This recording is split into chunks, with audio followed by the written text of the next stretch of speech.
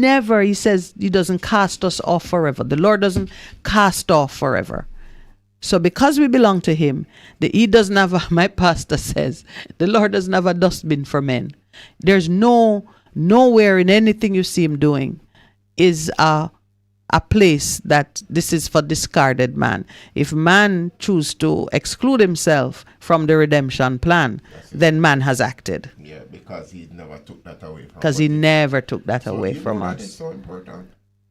I have pondered about that principle that God never throws anybody away. There is always a point of redemption for mercy. If that person will turn and say, I need you. I need you. Which was evident in the Psalms 100. Whenever they called out, he comes back. Yes. He however far you have fallen. Yeah. However far you have fallen. It's a choice. It's a decision. Yeah. Yeah. So like right now, the country is kind of spinning on an axis of choice. I'm not speaking about the politics. The politics is just one way to choose. Meaning that we could choose chaos. We could say enough with government. We're forging our own way.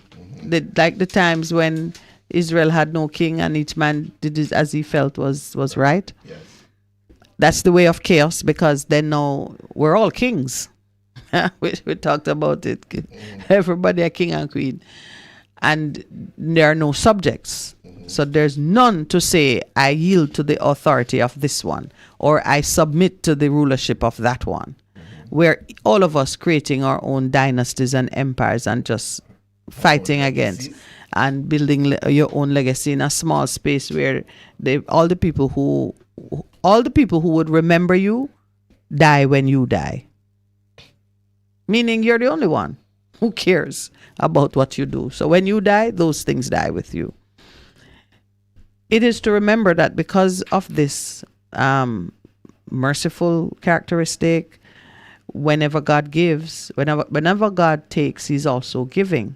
It's for you, the redeemed, to know where to look, because there are some things which when they happen, they are national. They don't, the cloud don't just put rain on you who need rain and the sunshine on you who need sun, and you're right next door to each other. He causes his rain to fall on the just and on the unjust, and the sun shines for everybody. So you who don't need rain in the moment that it's raining, put out a barrel and catch the water, because somewhere there's somebody who needs water. You who don't need sunshine right now because of maybe where you're, whatever situation you're in, harness the sun and sell the energy to somebody. I'm just saying, in every situation, if you understand that God never cast off man forever, never takes without giving, if you understand those things about him, when the calamity is upon us, the redeemed of the Lord will know where to look and how to look and what to do. The presence of mind. Yeah. So important as we come up to our 7 o'clock break.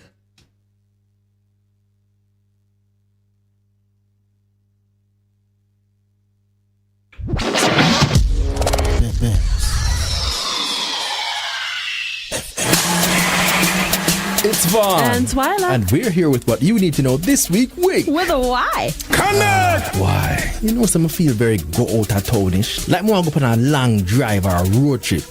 Come in, Twilight. Like, we're going to jump in your car and we're going to drive until the ancestors said, drive no more. Go for a drive out? Mm-hmm. With you? Yeah.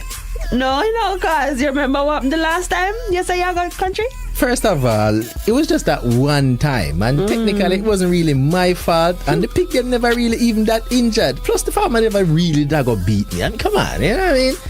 So what you say, if you're next road trip, come in, man. No, here we do. More you drive go there first. I say when you last, we send out the search party for you. And guess what now? You're going to reach your destination faster, because last week the opening of the Maypen to Williamsfield leg of Highway 2000 happened. And that takes you straight to Manchester. Quick and easy.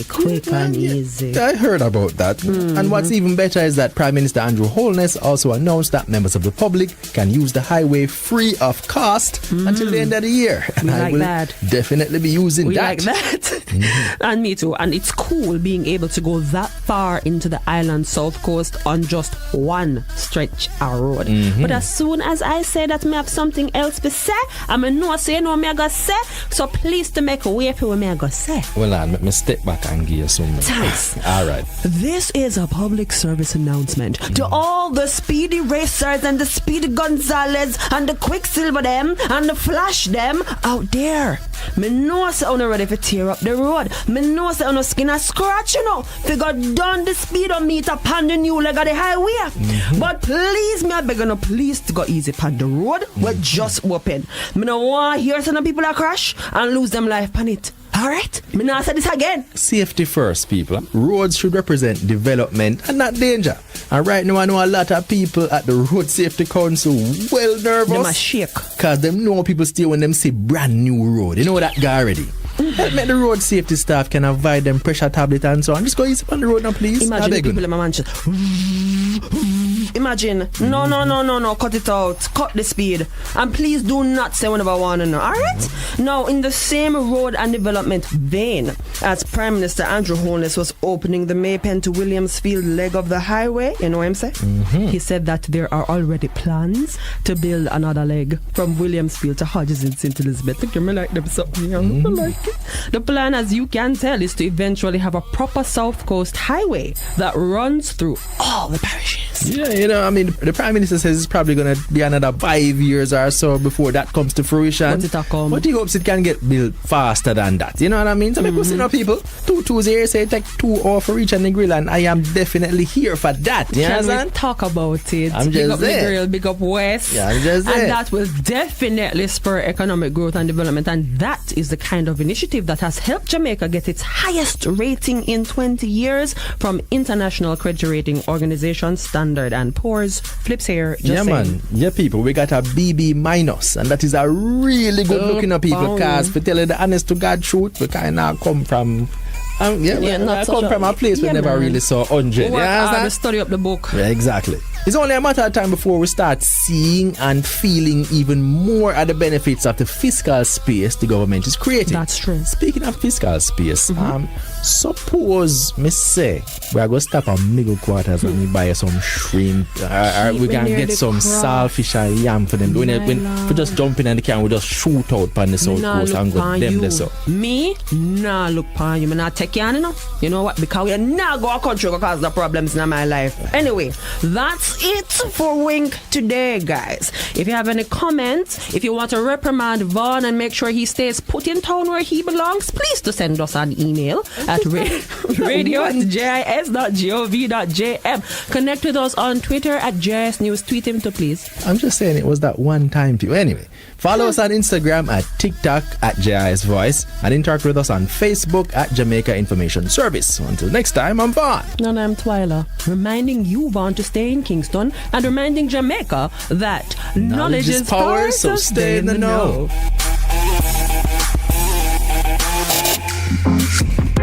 A production of the Jamaica Information Service, the voice of Jamaica.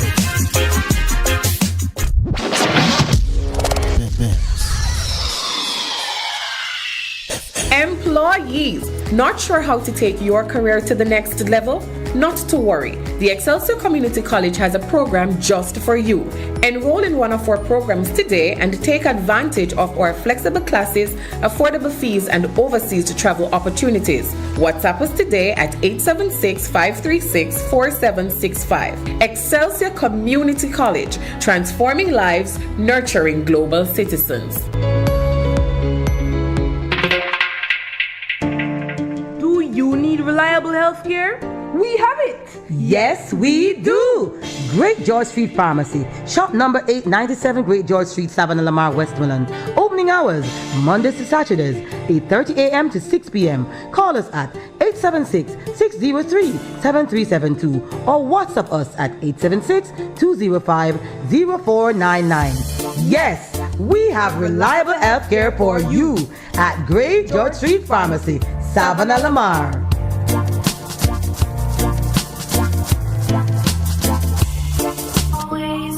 What should a taxi service do for you? On-time taxi service is more than just a ride to the other side of town. They offer clean and spacious vehicles, reliable service, and promise to always look out for their customers. They'll come when you call and take you where you want to go on time. From anywhere at all. You can call us at 926-3866. We are something special on the road.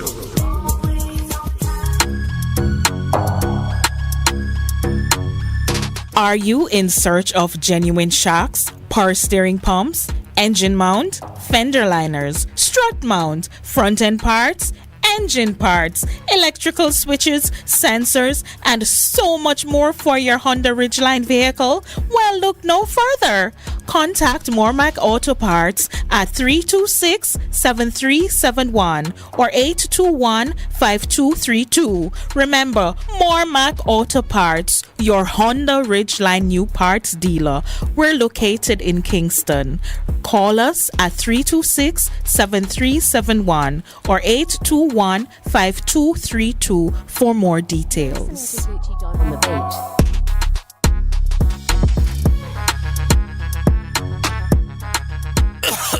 Ew! Baby, you sick?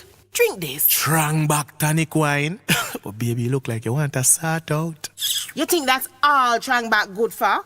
This delicious tonic wine has natural ingredients like Busy, Medina, Moringa, and more to strengthen your body so you can fight off anything, including viruses, where it sound like you catch. Available island-wide, all foreign. Order at 749-1286 option 1 or IG Trangback TW. Trangback. Straighten your back for me, the Here we are, standing in your presence. Glory Connect. Join us on Bess FM with Apostle Prophetess Denise Wellington and Pastor Alicia Gonzalez Morgan every Saturday at 4 p.m. on Bess FM Radio. Come out and discover your purpose. Take up that phone and dial now. Call and experience something new. Experience something great. Experience your own expression of encountering the supernatural glory of God's abundant life and transformation being fulfilled. What are you waiting for? Are you depressed, oppressed, worn out, tired, or stressed? Have you discovered your true purposes yet? This is the moment. What are you waiting for? Connect now to Glory Connection. Call and experience the Word of God, intercession, healing, and deliverance. Experience something great. Receive salvation and breakthrough. Connect. Tell a friend, family, and your neighbor. See you then.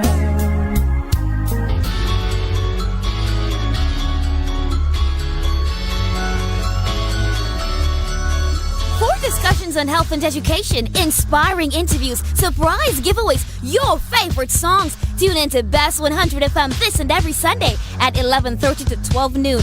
It's Distinction 411, your weekly college magazine program hosted by James and the Distinction family. Catch you on Sunday.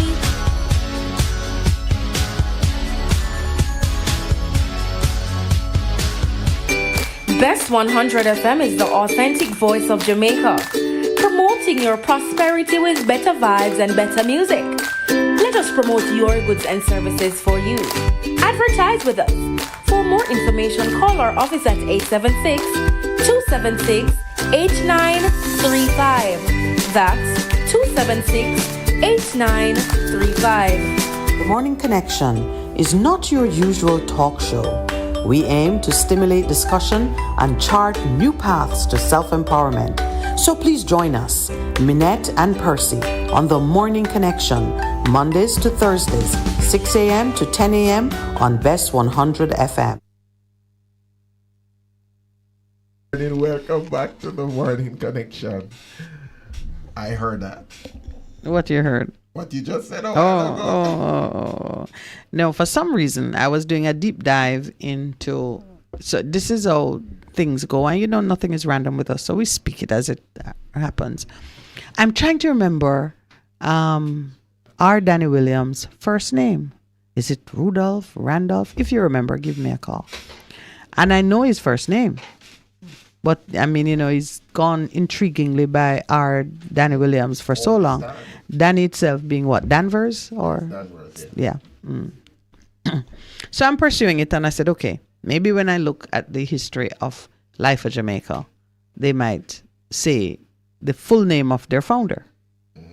So, if you try to do a deep dive, Life of Jamaica, it's best to start with Sagicor, because that brand is no longer.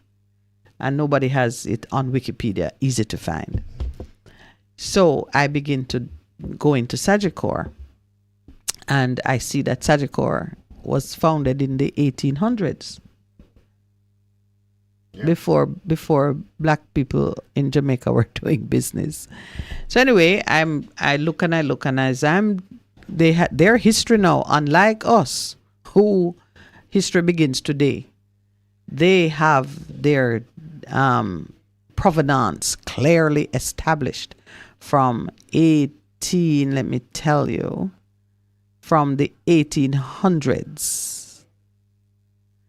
And the first office opened in Barbados, and then you see and as I'm pouring through and coming closer to modern day, I realized something that you had better know for yourself. If you are trying to emancipate yourself and put a line between what you innovate, initiate, bring into existence, there is a necessity for us to start, I'm going to say start fresh, because that's the best way, given what I'm saying, for you to get the point. There's a necessity for us to uncouple our energies from some of the dark colonial things of the past that continue to suck us in and confuse us and distract us from purpose. And it's playing right into something Mark Golding himself said, that the decolonization of the nation needs to be finished. We really need to uncouple ourselves from certain things.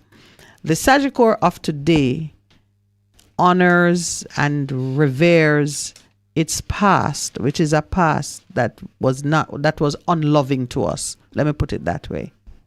I'm looking at Sagicor, and every acquisition that they've made since 18, let me see. Maybe the truth is they began to do acquisitions in 1987. Mm-hmm. Prior to that, based on their history, their money was tied up and concentrated in the hands and the pockets of their original founders. Howsoever that was configured, I'm not looking at that right now. See? All these ancient white people. In 1987, they acquired Traveler's Portfolio and did a rebranding in Aruba, Bahamas, the ABCs. It included Cayman and Haiti, St. Martin and Haiti. Capital Life. They rebranded to Capital Life. They began to do acquisitions and mergers around that time. 1900s, close to the 2000. You remember Mutual Bank of the Caribbean? Mm-hmm. I never heard the name until I saw. Anyway, I'm making a point here about establishing some businesses and setting a foundation for ourselves that is not dependent on, tied to, wrapped up in, guided by, in the darkest halls of power, the same people who we know colonized us, enslaved us, and really demonstrated no love to us. It sounds very, what I've just said has a taint of Garveyism to it. Yeah, there are many promises and many prophetic words spoken over people in this nation, myself included, that says you will have your own. True. The having of your own is a spiritual thing. Because to get to the point of having your own, there has to be a separation from what is not yours. And there are things which don't belong to us, wouldn't you say, Percy? I know we like to talk about like a type of communal ownership, but there are some things which are not ours and we should desire no part of it. Like even, let's make it graphic, when you talk about eating food sacrificed to idols, eating meat that has been sacrificed to idols. Told them not to do it. And if we translate that into, modern day speak, it means you take your money, you earn your living, you buy your bread from what we're calling then the proceeds of crime. Let's look at it that way, because everybody can relate to that. Food sacrificed to idols. When someone makes their income, their wealth, from doing something that is unspeakable, unholy, unworthy. Like you would know right away that if you were benefiting from the proceeds of prostitution, say, you're a pimp, and your child is going to school and your wife wearing clothes, or your husband wearing clothes and jewelry and living in house and driving car, all of them acquired from the proceeds of something which is based on, it has not been sanctified, or you're saying it has been? No, it's based on things that has been sacrificed. Sacrificed, yes. Yeah, so that's what we're talking about. Do you see some of the nations, no matter how long you see them look like they're prospering and going, marked for destruction because they have never repented of the idolatrous foundation on which their wealth was created. Like when your nation is built off of slave labor. Unless you find a way to settle that account with those whose destruction and misery when you created your wealth. Okay, so when you speak about slave labor, Mm-hmm. we're thinking only of Chattel slavery, no. Okay. No, because even today there are businesses that the employers are completely unmindful of the welfare of those who work for them. Mm-hmm. Because there is modern day slavery. I mean, what's his name? Tomoya? Obokata? Obokata, yeah. Oh, I got his name. I mean, he went into the dormitories and the farm went to Canada. of Canada and concluded that this here is the modern day equivalent. Or it looks like the modern day equivalent. I won't. But for Yeah. me, So I think of it Yeah. even in terms of a bigger issue. Somebody has said why persons have a pushback against, like in the US, their border with Mexico and what is happening. It's because big capital benefits from this influx of labor, which is cheap labor. You don't pay the people them there, and so therefore you continue to do well because you have this source of labor that really you pay them peanuts. To them it's a whole lot of money, but in the scheme of other things, people say no, I'm not gonna work for that because that don't make any sense.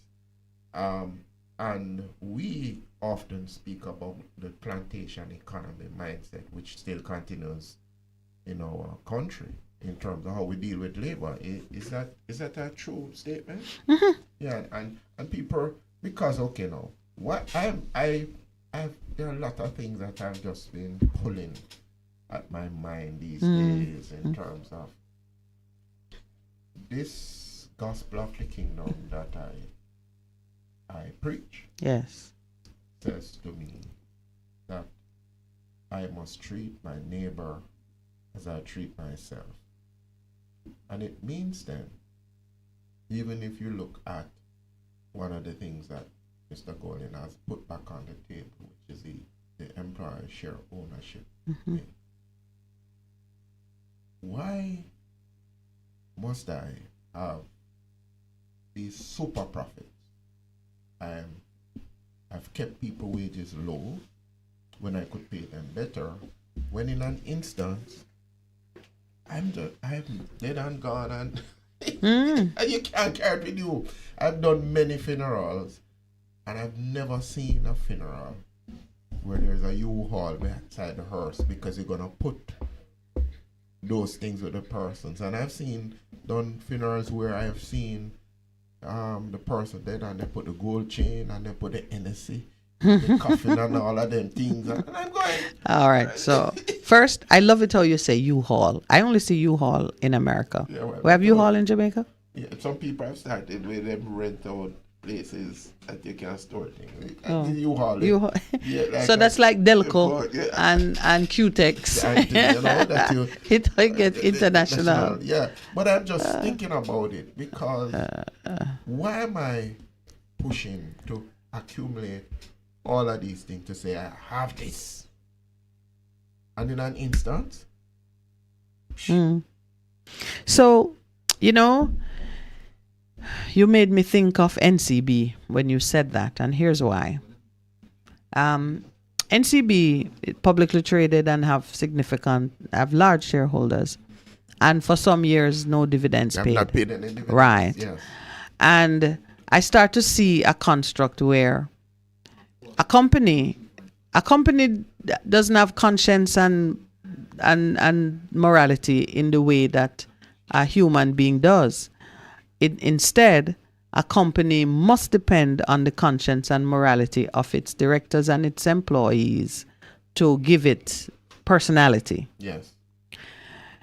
If you were running your business and indeed you are making super profits as a business, and you are distributing your dividends on time, so that in the hands of the men and women who receive the dividends, it could be converted to the purposes of God, I would think you're doing fine. The other part, though, in relation to super profits, because you can make super profits without abusing your workers. You had associated the super profits to low wages. To me, with or without super profits, wages must represent a reasonable, competitive reward for the labor you receive, the services you receive. That's correct. I mean, I can't see it any other way. It ought not to be any other way.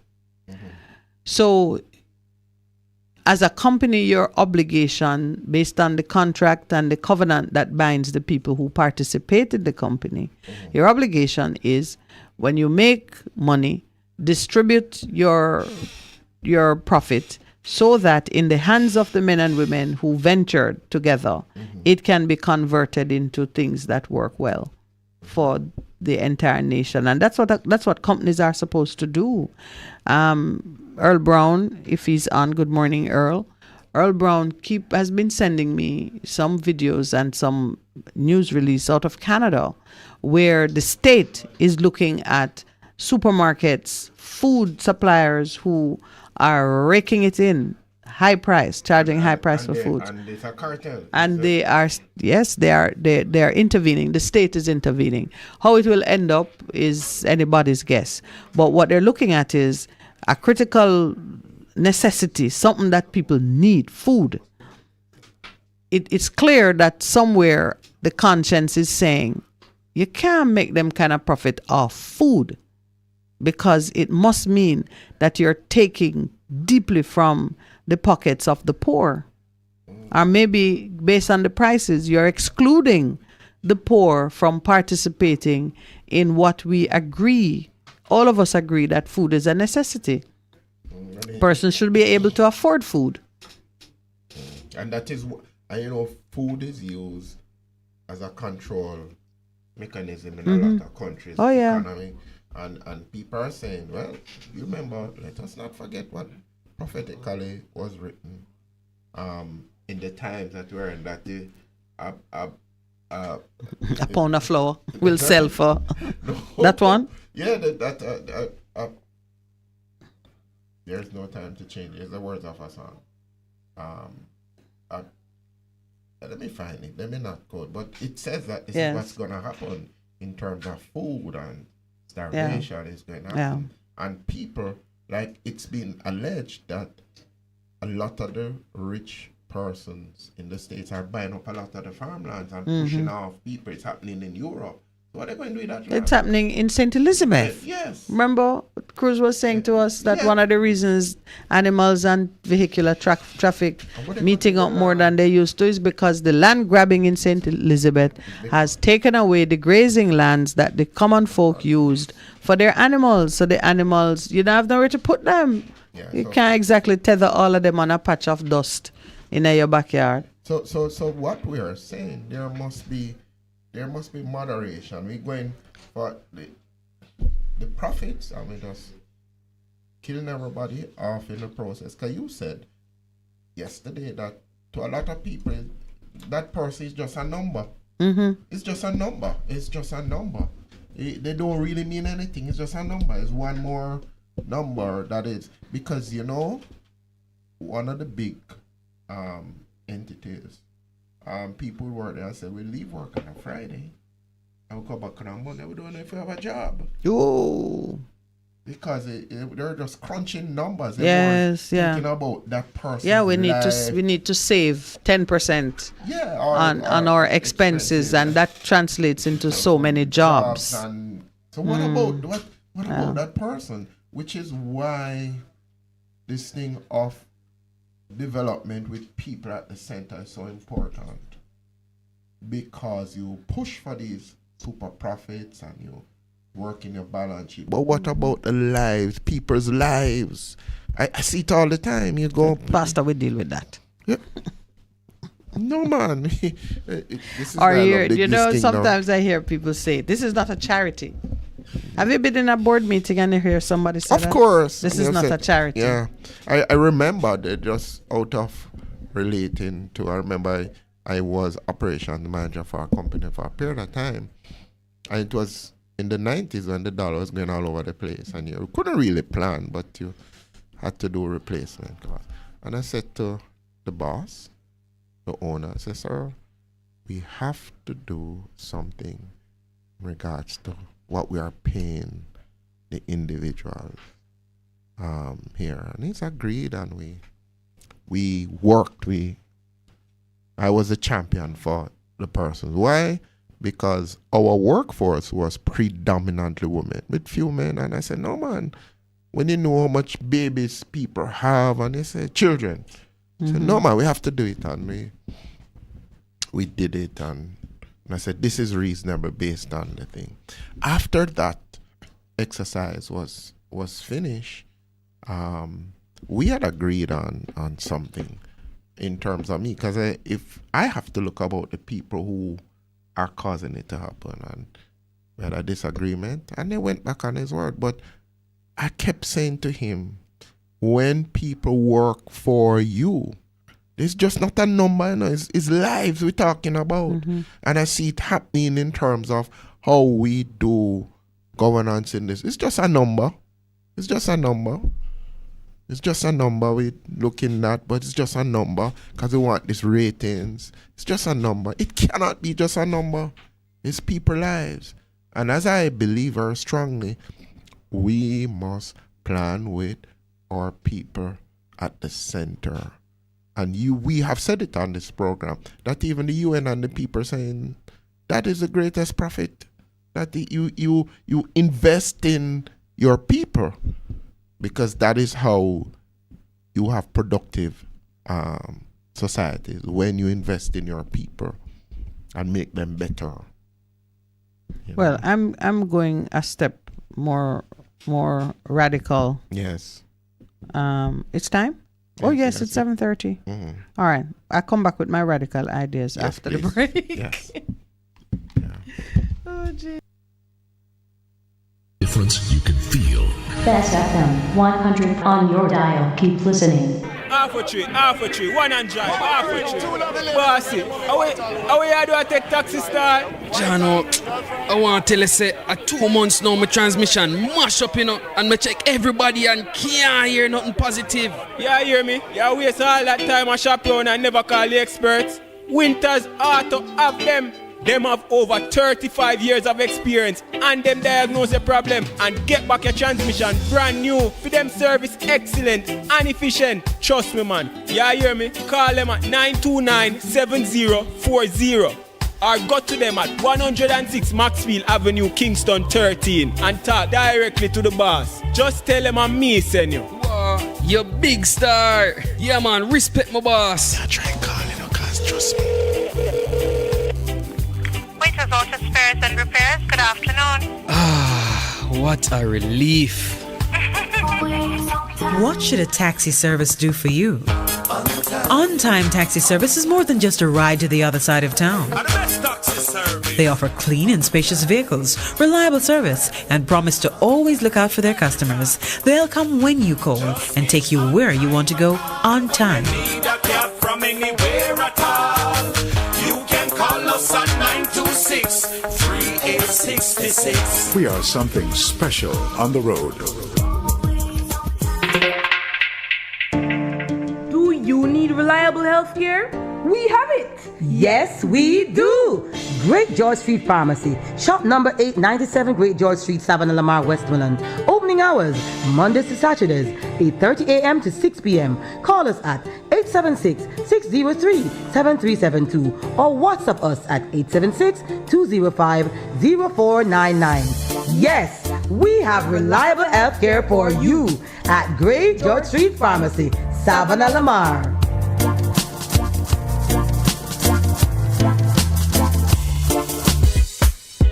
Veg Printers for all your printing needs. We specialize in calendars, flyers, brochures, and more. Call us today at 968-7506. That's 968-7506. Or visit us at 4 East Bloomsbury Road, off Hagley Park Road. Veg Printers, your best choice in printing.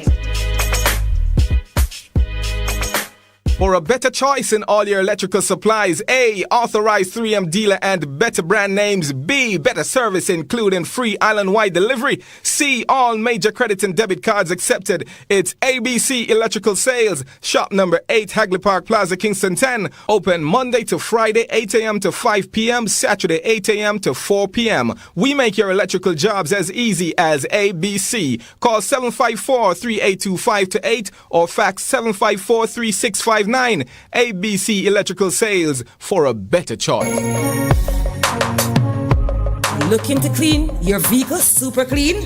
123 Clean Car Wash, located at 2 1/4 Osborne Road, Kingston 10. Entrance on Grove Road, below Tropical Battery. They wash and vacuum, undercarriage wash, engine wash, polish and compound, shampoo and detailing. Call them at 876-631-3400. 123 Clean Car Wash, the best in the business for a cleaner wash. 1, 2, 3, believe me, it's so easy. 1, 2, 3. Best 100 FM is the authentic voice of Jamaica, promoting your prosperity with better vibes and better music. Let us promote your goods and services for you. Advertise with us. For more information, call our office at 876-276-8935. That's 276-8935. The Morning Connection is not your usual talk show. We aim to stimulate discussion and chart new paths to self-empowerment. So please join us, Minett and Percy, on The Morning Connection, Mondays to Thursdays, 6 a.m. to 10 a.m. on Best 100 FM. It's good, it's better, but nothing beats. Good morning. Welcome back to The Morning Connection. I was just sharing the thought, and somebody on Liner said, Mr. Bernard says that he believes that persons or organizations, if they can, must maximize profit, should be a goal. However, we should be cognizant that when we are blessed, we have a responsibility to bless others. Interesting. But I was just saying that we just have to hold everything in tension in terms of how we relate to this, to mammon. That's what it was. Mm-hmm. And what having mammon, what does it mean for you? God, Jesus says you can't serve God and mammon. So the principle in terms of serving God and how do you deal with wealth comes out of the principles of God's heart. But you're gonna go radical on me. So all right, radical, so I'm gonna give a little perspective on my radicalism. When I was a young attorney, I used to earn really good bonuses. Wow. You know, incentives. You could earn your annual salary as a bonus. Wow. Based on your performance, of course, you exceed your targets, and you would get financial targets, and the financial targets would be multiples of your salary, obviously. Yeah. And I was pretty good at generating whatever was set for me. So I remember one year, a businessman friend of mine, someone who was in investment and so on, said to me, begin to build a portfolio of your own. Invest in this, that. Recommended a broker and gave ideas on what I should do. So I earned my bonus one year and I moved it, the lot of it, into the hands of this brokerage. And yes, no. As I was trying to, because they ask you like, you know, what is your risk appetite, and there are some questions. They build a profile of you, right? And the first thought is you want to get as much as you can for what you're putting out. But you know, at a fairly young age, my own and I never knew it was the Spirit of the Lord speaking to me, but He said to me, do not invest in tobacco, do not invest in alcohol. That was the first two. Do not invest in things which, when used by man, create any kind of hardship or illness in the body, or, you know. So I was aware generally that you have a duty. When you have money, you have a duty to ensure that it is stewarded in a particular way. As generally aware of it, that you don't waste and you bless and so on and so forth. But I hadn't really given any thought to the scriptural foundation for that care which you must take.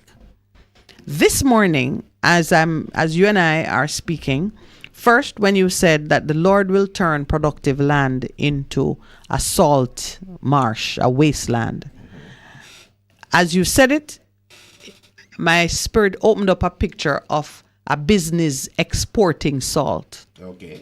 So I said, well, those people had better move from agriculture into selling salt. There's always a market for salt, I'll have you know. Salt is one of the oldest things that's been traded and has always maintained a certain value. And salt itself is recognized by God as symbolic of covenant and fellowship because of its particular characteristic. One day we should just talk about salt. And why? Yes. And why it is that God says your sacrifices to me, before you put them on the altar to be burnt, put salt in it. The covenant of salt is a big thing spiritually. So I never really thought about it, but as we were going through the conversation and I started to look at the Sagicor thing, I remembered that word of advice which came to me: when you have money and you're investing it, be mindful of where you put it. So there are some basic things that we know. A righteous person wouldn't take the money and go and invest in running guns or running drugs or things that we know are socially disruptive and harmful to the body. There are some obvious things that we wouldn't do, or worse yet, things that we know there's a law against it and we are subject to imprisonment and high financial penalties if we are caught. wonder where those things come from. Anyway, go ahead. No, that's why we're here. Because those things, those laws which penalize living off the proceeds of crime, those laws which penalize involvement in funding things which cause chaos in the society and hurt families, they are scriptural. I'm not saying. And where they come from, is the place you and I were just talking about when I said there is a prohibition against eating the meat that is sacrificed to idols. Today, nobody's talking about sacrificing meat to idols, so we think it has no meaning, but it carries the same reason why you didn't do it in the days when a man would take a goat or sheep or a cow or, we're not going to eat the child, or you take something that you love, because a sacrifice is something of value that you love. When you say we're going to bleed this animal and use the blood to speak to the ancestors or speak to the spirit that controls this or that or whatever it is, and then that meat, the meat which remains, because the blood is the life of the meat, it's what makes the meat possible. The blood, that's a principle. Right. So when you have sprinkled the blood and the meat is left over, in ancient times, various parts of the meat would go to the priests and others who serve in the temple based on their hierarchy. You know, the thigh. The thigh was always an important part. God always took the fat, because though we disparage fat in meat, and maybe he took it so that it wouldn't hurt the health of his people, though we disparage fat in our diet, the fat and the aroma from the fat, it's the sweet part. And that is what goes up as a pleasing aroma. The rest of it is eaten. Now, just imagine that you nourish your body with the meat that was pledged, dedicated, sacrificed to an entity which hate you, don't want you to prosper, want you to die. And that's what you're using to nourish your body. It's obvious that it could not be good for you. Cancer, infertility, barrenness, a whole lot of things would befall you. I am translating that now. This is my radical idea. Many of us, we are employed by, or we invest in, or we are buying the food that's produced, packaged, sold by people who are doing unspeakable things, and we know it. Not talking about the one who you have no idea where it come from. And it's the government why you even have it, because they are permitting things to be imported from all over the place. There are some things, there's a lot of trust and faith that we repose in our government, you know, because we trust them to scrutinize and analyze things before they come into the country, so that what we get is good for us. It's not dumped on us. But we thank God for the vision that Peter had of all these animals that the Lord said, kill and eat, bless it. So we know that we bless a thing and it is good. But some of us know that how we live, what maintains and supports us, comes from an unholy place. And because of that knowledge, we become complicit in certain things that are harmful. So I've received... You've raised a very important point, which a lot of people are saying, that mothers and relatives know without a shadow of a doubt. You see, like with what is scamming.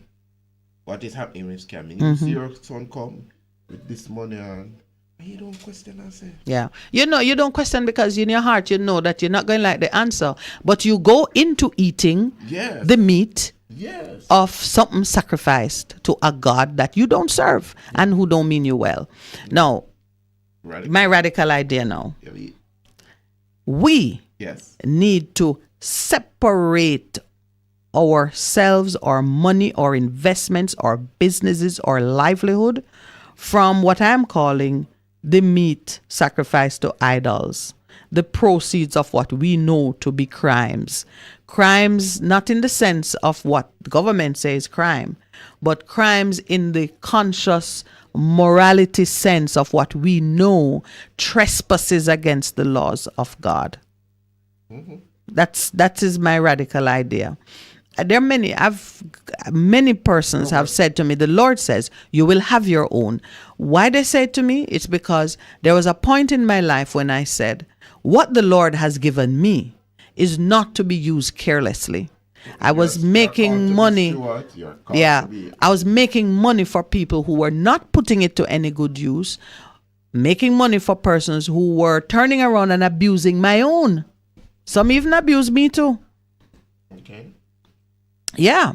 I mean, I can recall one person still alive, barely, who I did a body of work and brought him great wealth. And when it was time to pay me, he asked something that I told you. Yes, he said, what you doing with that kind of money? Oh, no, I'll give you X. Okay, imagine He will die for it. So you go through, and I said, I have to be more responsible. And I say, when the word came for me repeatedly that you will have your own, is because when we have our own, we build it on a foundation, on principles that will both honor God and take care of our people.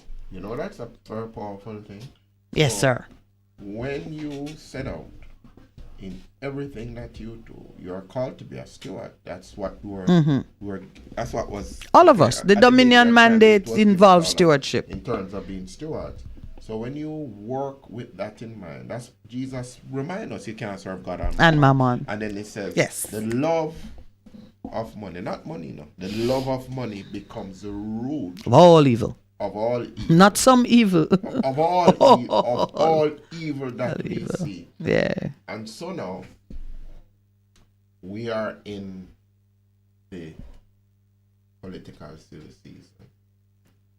Milton Bernard asks, does the biblical story of the talents have a place in the discussion? Very much so, it sure does. Yes, it must. It sure does. Yes, when Jesus, the talents, one got 5, one got 2, and one got 1. One turned 5 into 10. 2 into 4, and then the one that got his talent took it and hid it in the ground and then turned around and accosted the man. That's what he was doing. Yeah, man. So we don't say you're wicked and nothing satisfy you. So when you come back, here it is. This is what you gave me. It is about stewardship. Yeah. And it's also about the principles that guide you in how you carry out your duties as a steward.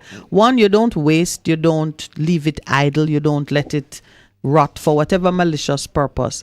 And what the man said too tells you that there's no problem in making super profits, because he said, since you know that's how I am, why didn't you at least give it to the money lenders? Let them give you the interest on it, so they could, because the money lenders would lend at fearsome rates, but they carry that risk. You lend to them, they give you what is your portion. So there's nothing ungodly about making profit. I want people to understand that. But if in making those super profits you are going against a lot of laws and precepts of God, you have a problem. But another man carries that risk. I know you're a money lender. No, if I know, and this is where I'm going with my radical idea, if I know that your client is a terrorist or a pimp or a gun runner, when I say gun runner, I'm not saying it is ungodly to sell arms. You, the one who is putting the hands in the man that is robbing and raping and using the gun as a tool of oppression. If I know that that's what you're doing. So look at what's happening in the world now. There is a lot of emphasis on KYC. Know your client, know your customer. It biblical, You think about it. We are now saying, as we sanitize the world of illegal activities. We are now saying you must know the persons with whom you do business and the person whose money you take to do other things, to put it in the economy. We are going under the general rubric of money laundering, but what we're really saying is we're trying to make sure that the wealth that accumulates in a nation comes from lawful activities that are wholesome and uplifting to society. I'm putting it that way because that is what God requires of us as stewards. Make sure that it's not the sweat and the tears of broken, abused people that is coming into your home to educate your children, to build, to fund the work of the church, to build monuments, to, this or that. It's giving you an obligation to just check. The legislation that we have, Proceeds of Crimes Act, the one that allows the state to inquire into how certain properties were acquired and to say if it was the fruit from an unlawful activity, it cannot remain in the hands of the one who committed the crime. They don't destroy it, Talking about illicit enrichment? Yes, what they seek to do is do the work of redemption by appropriating the money through a process of sanctification, which is called a court order. They use the court's order to sanctify and cleanse the money, and they bring it over here as redeemed funds. Proceeds of crime. And then you hear things like, we're going to use it to pay the SSL staff who is working on another. Listen to me. I'm onto something this morning. Just follow it and apply the reasoning to how you make money and how you steward money and how you support others. Do you know? There's a certain brand that I occasionally bought stuff. It's in every supermarket now on the shelves. You cannot find a nondescript local seafood product. And this morning, one of the headlines is the fisher folk in Jamaica saying, business dry up because of for imported stock. Our livelihood, imported stock. And there's a story that, I shared it with you in terms of how the arms of the state was used to muscle its way in on that business. Yeah. Mm-hmm. Let me tell you something, Jamaicans, we got to take some positions. It's why I'm saying it this morning. I saw the headline and the two things just dovetailed in my mind. I've been concerned for some time that the fancy package, the organized high profit business is pushing people further and further away from their source of living. The truth of it is, there are some things that are so inefficient that they will die away over time. They will die out over time.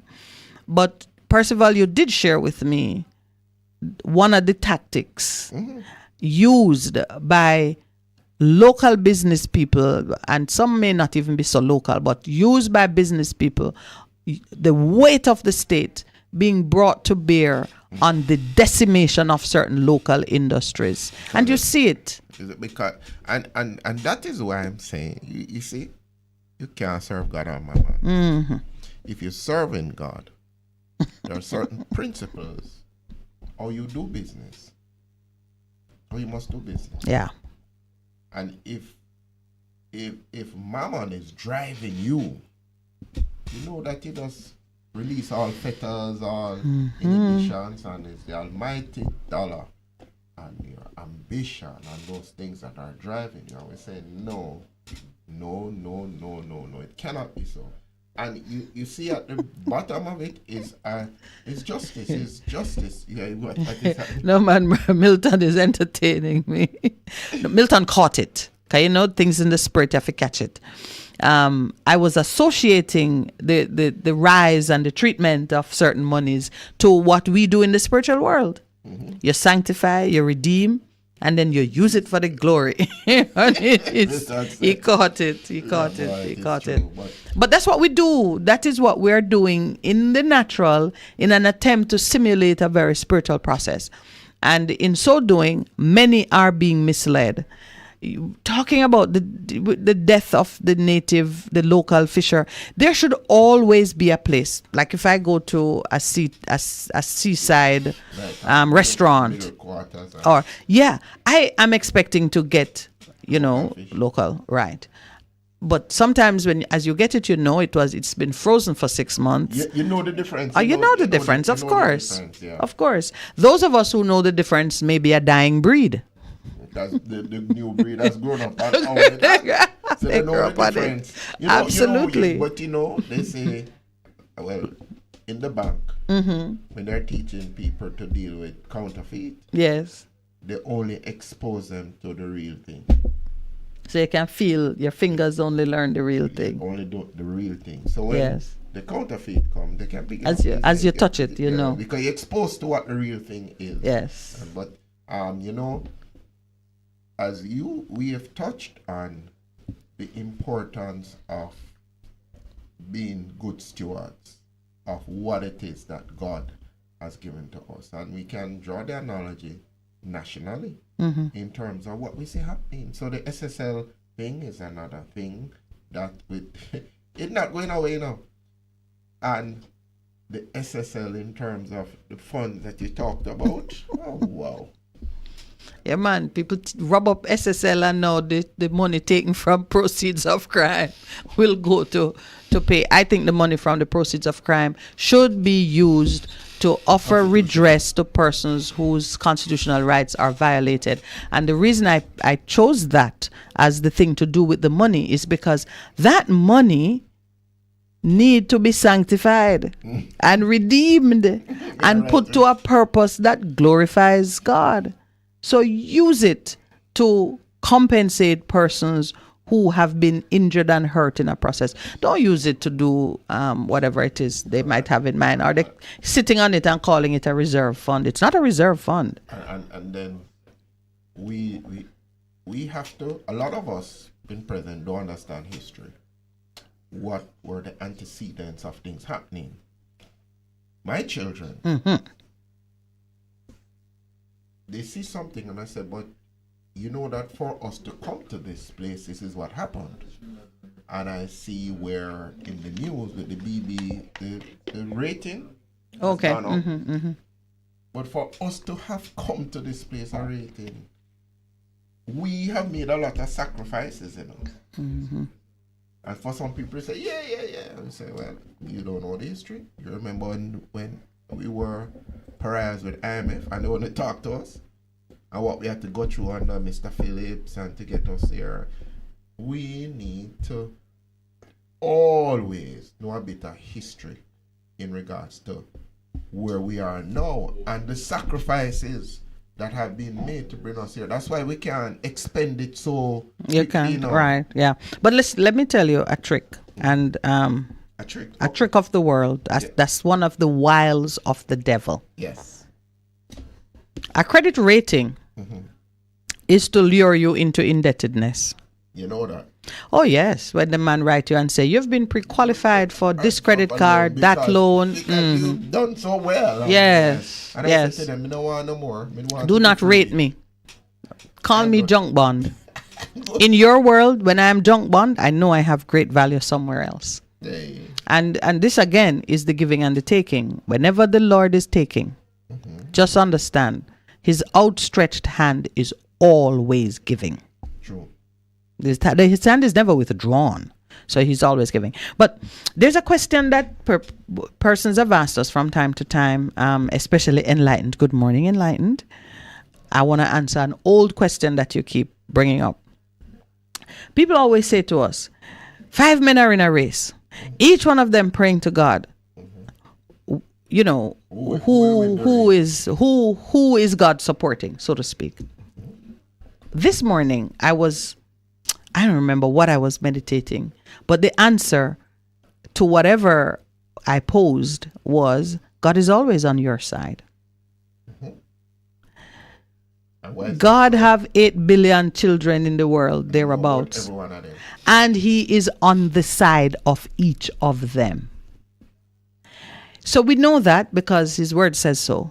But how it is possible And why we ought not to perplex our minds with who is he really supporting, it's because it is one of the characteristics of God that he can be totally on everybody's side at the same time. And everybody wins.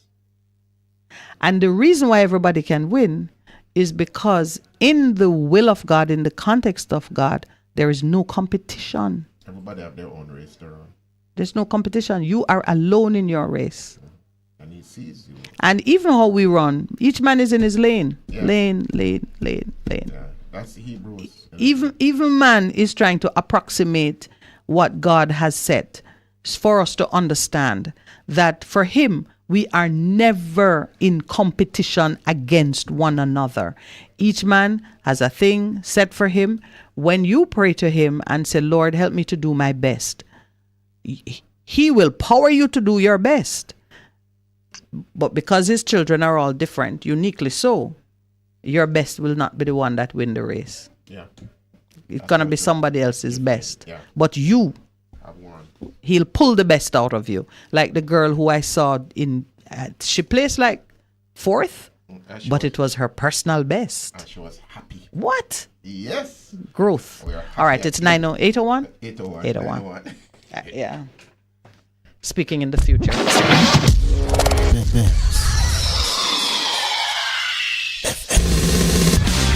You're simply the best. Better than all the rest. Better than anyone. Anyone I've ever met. You're simply the best. Bess FM 100 on your dial. Keep listening. Hello, I'm Emily Thomas with the BBC News. Azerbaijan says it's taking military action in the disputed territory of Nagorno-Karabakh after 6 people were killed by landmines. Reports from the regional capital Stepanakert say there's been large-scale shelling. The territory is internationally recognised as part of Azerbaijan, but the local population are mostly ethnic Armenians. Armenia denies it has troops in Nagorno-Karabakh. Rayhan Dmitry reports. A former government official in Azerbaijan's breakaway Nagorno-Karabakh region, Ruben Vardanyan, posted on social media that mass shelling of Stepanakert had begun. An independent journalist in Stepanakert, Marut Vanyan, reported the sounds of loud explosions, non-stop shooting, and said that residents had rushed to bomb shelters and basements. Earlier, the Ministry of Defense of Azerbaijan said it was launching an anti-terrorist operation in Nagorno-Karabakh to disarm Armenian forces on the territory. Azerbaijan says it won't be targeting civilian population. The Indian government says it completely rejects the allegation that its agents were involved in the murder of a Sikh activist in Canada earlier this year. The Foreign Ministry in Delhi described the accusation made by the Canadian Prime Minister Justin Trudeau as unsubstantiated and absurd. From Mumbai, here's Yogita Lamoe. Ties between these two countries have been strained over this issue for a while now. A free trade agreement that was being discussed has been suspended. There is, of course, domestic politics at play on both sides as far as Prime Minister Trudeau is concerned. Sikhs make up quite an influential part of his electorate. As far as India is concerned, Prime Minister Modi needs to be showing his domestic voters. We will be having an election here within a year's time. He needs to be able to show his voters that he is standing up for the sovereignty of India. Global oil prices have reached their highest level in more than 10 months. Brent crude rose above $95 a barrel on Tuesday. Here's our business correspondent, Theo Leggett.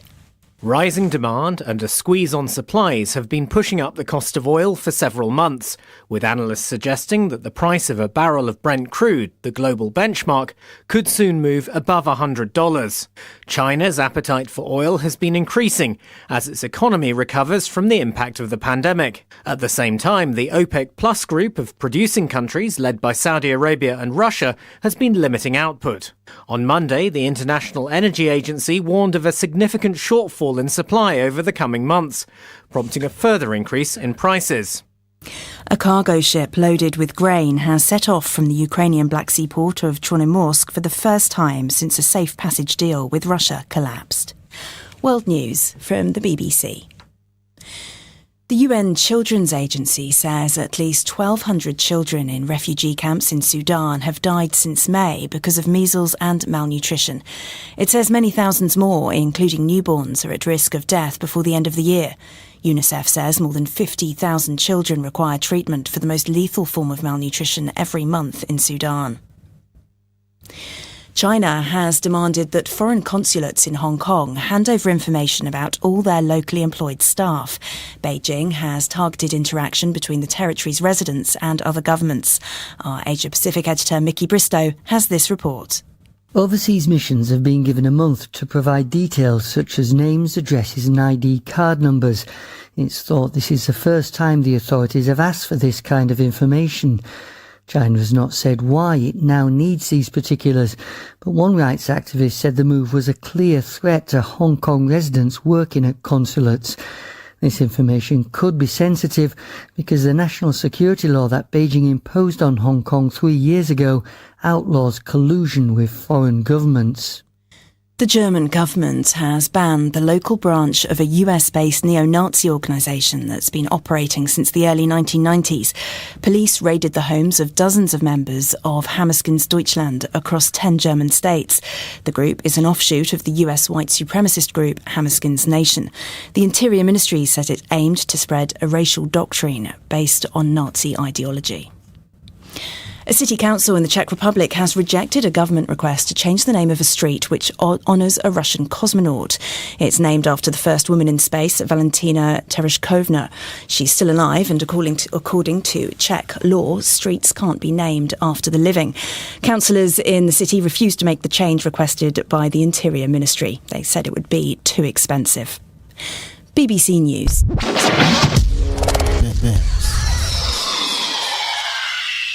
Employees, not sure how to take your career to the next level? Not to worry. The Excelsior Community College has a program just for you. Enroll in one of our programs today and take advantage of our flexible classes, affordable fees and overseas travel opportunities. WhatsApp us today at 876-536-4765. Excelsior Community College, transforming lives, nurturing global citizens.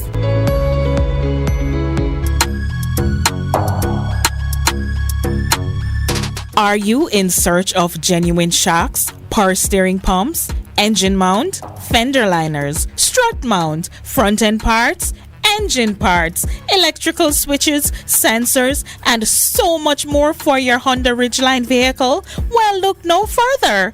Contact Mormac Auto Parts at 326-7371 or 821-5232. Remember, Mormac Auto Parts, your Honda Ridgeline new parts dealer.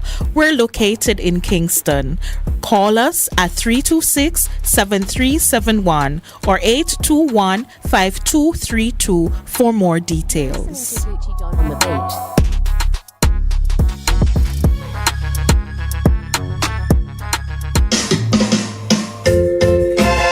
Having trouble getting parts for your Mazda?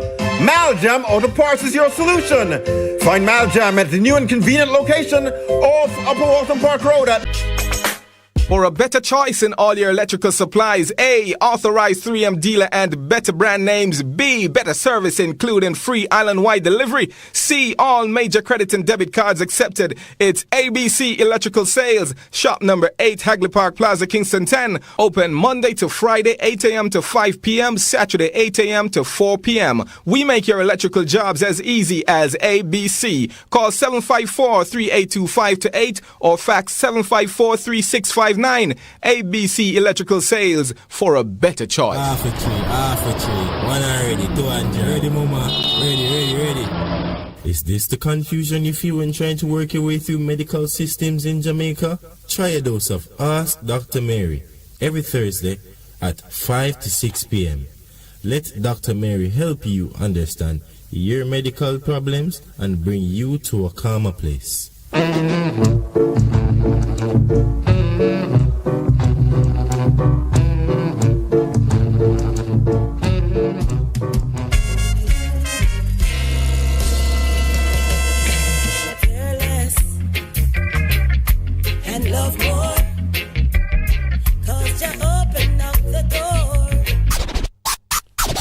Live, camera, volume. Live it up Fridays on Bess 100 FM. 10 a.m. to 2 p.m. with I, Ibi Lion, each and every Friday. Giving you the better vibes, heard everywhere.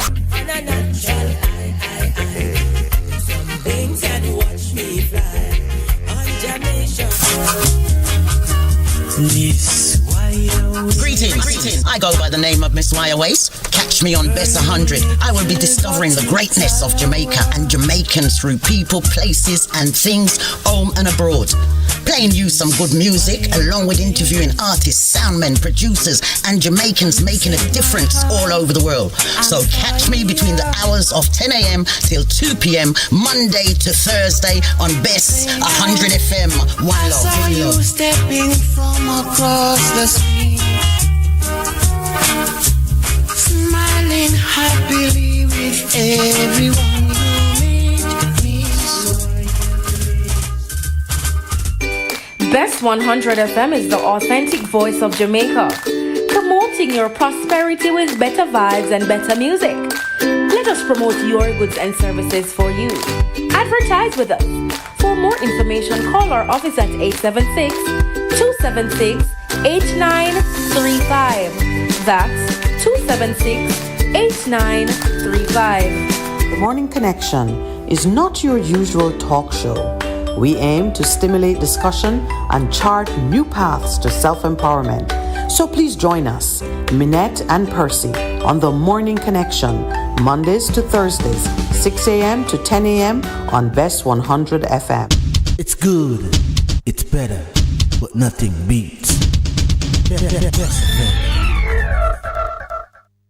Good morning and welcome back to the Morning Connection, 8:13 a.m. and time to open the lines. I can't believe the first hour and a half went by pretty quickly because Percy and we didn't leave the first scripture. From you spoke about let the redeemed of the Lord say so. The redeemed of the Lord did not stop speaking. we just kept going. As we open the lines, there are like three things I want you to have in your contemplation. It's speaking to us. The first, of course, is can the redeemed of the Lord speak to how, even in a time of adversity, the Lord is giving to us. He has taken away some things because we did abuse it. But in the taking away, there is a giving. Can we now, as Jamaicans, look at our current situation and find the blessing in the midst of the judgment? And then the second thing is to recognize that God is always on your side. In other words, make it personal. God in his word says, never leave you, never forsake you. If you are mine, meaning now you have by your own election says, I belong to the Lord. He is always on your side. And in him, there's no competition between his children. What does that mean for you in order for you to just sort of push yourself forward? And then my radical point for you to think on it. Have your own. Separate yourself from meat that has been sacrificed to idols. Percy been talking about mammon. So we're going to open the lines. I'm repeating the numbers to call: 619-1508 and 279-8473. Good morning, caller. Good morning, my lady. Good morning. How are you, my brother? Good morning. I'm good morning, Pastor. Good morning. I see that such lady is back in the job. No, it's not. But I'm before her birthday, I'm expecting her resignation. What have you seen? It's being talked about elsewhere. No, she's giving speeches and making comments on the news. So obviously she's back on the job. Well, she would be on the job until our birthday. No, but I think, remember, she was on leave. Yes, then that is leave. Oh, so she came back after leave? Yes, she returned after leave. Oh, okay, so maybe she... But her birthday is very near. I think it's the 22nd or something like that. Okay. Well, I wasn't looking at it that way. Okay. So yeah, but I think we need to get some constitutional change with how that office is operated, Yes. I believe we should have 3 individuals instead of 1 individual making decisions on certain important matters like who to charge and who not to charge and all those things. Because listen, we are in an era now where the trust factor is not like first time when I think I don't know if I'm correct in saying that men are more corrupt now more than previously, but there's a feeling out there that men are more corrupt now. I don't know if it's because of the exposure, more exposure is taking place now. Why that is so? Why people are of the opinion that people are more corrupt now. So to leave such an important thing in the hand of one individual. That's a very interesting concept. Where have you done some research to see who else is doing it like that?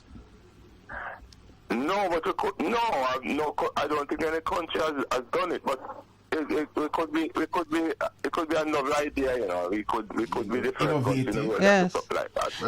I mean, we have systems in Jamaica where we have things in Jamaica like the FSC or the FTC, where there are commissioners or there's a board of individuals who make up the office.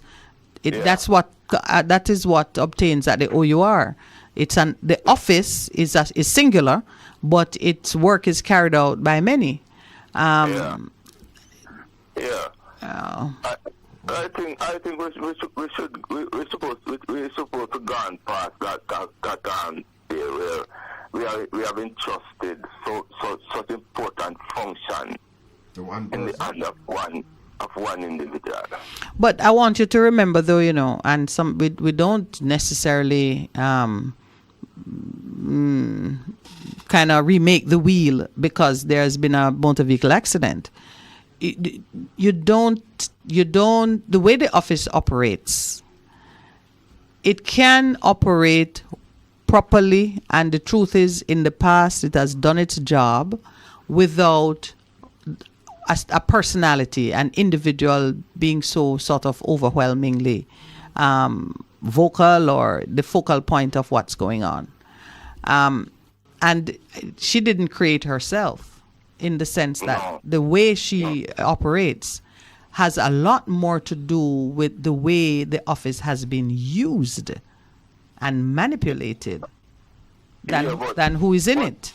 And that capability, the risk of it remains absent, even if you change who does what and so on.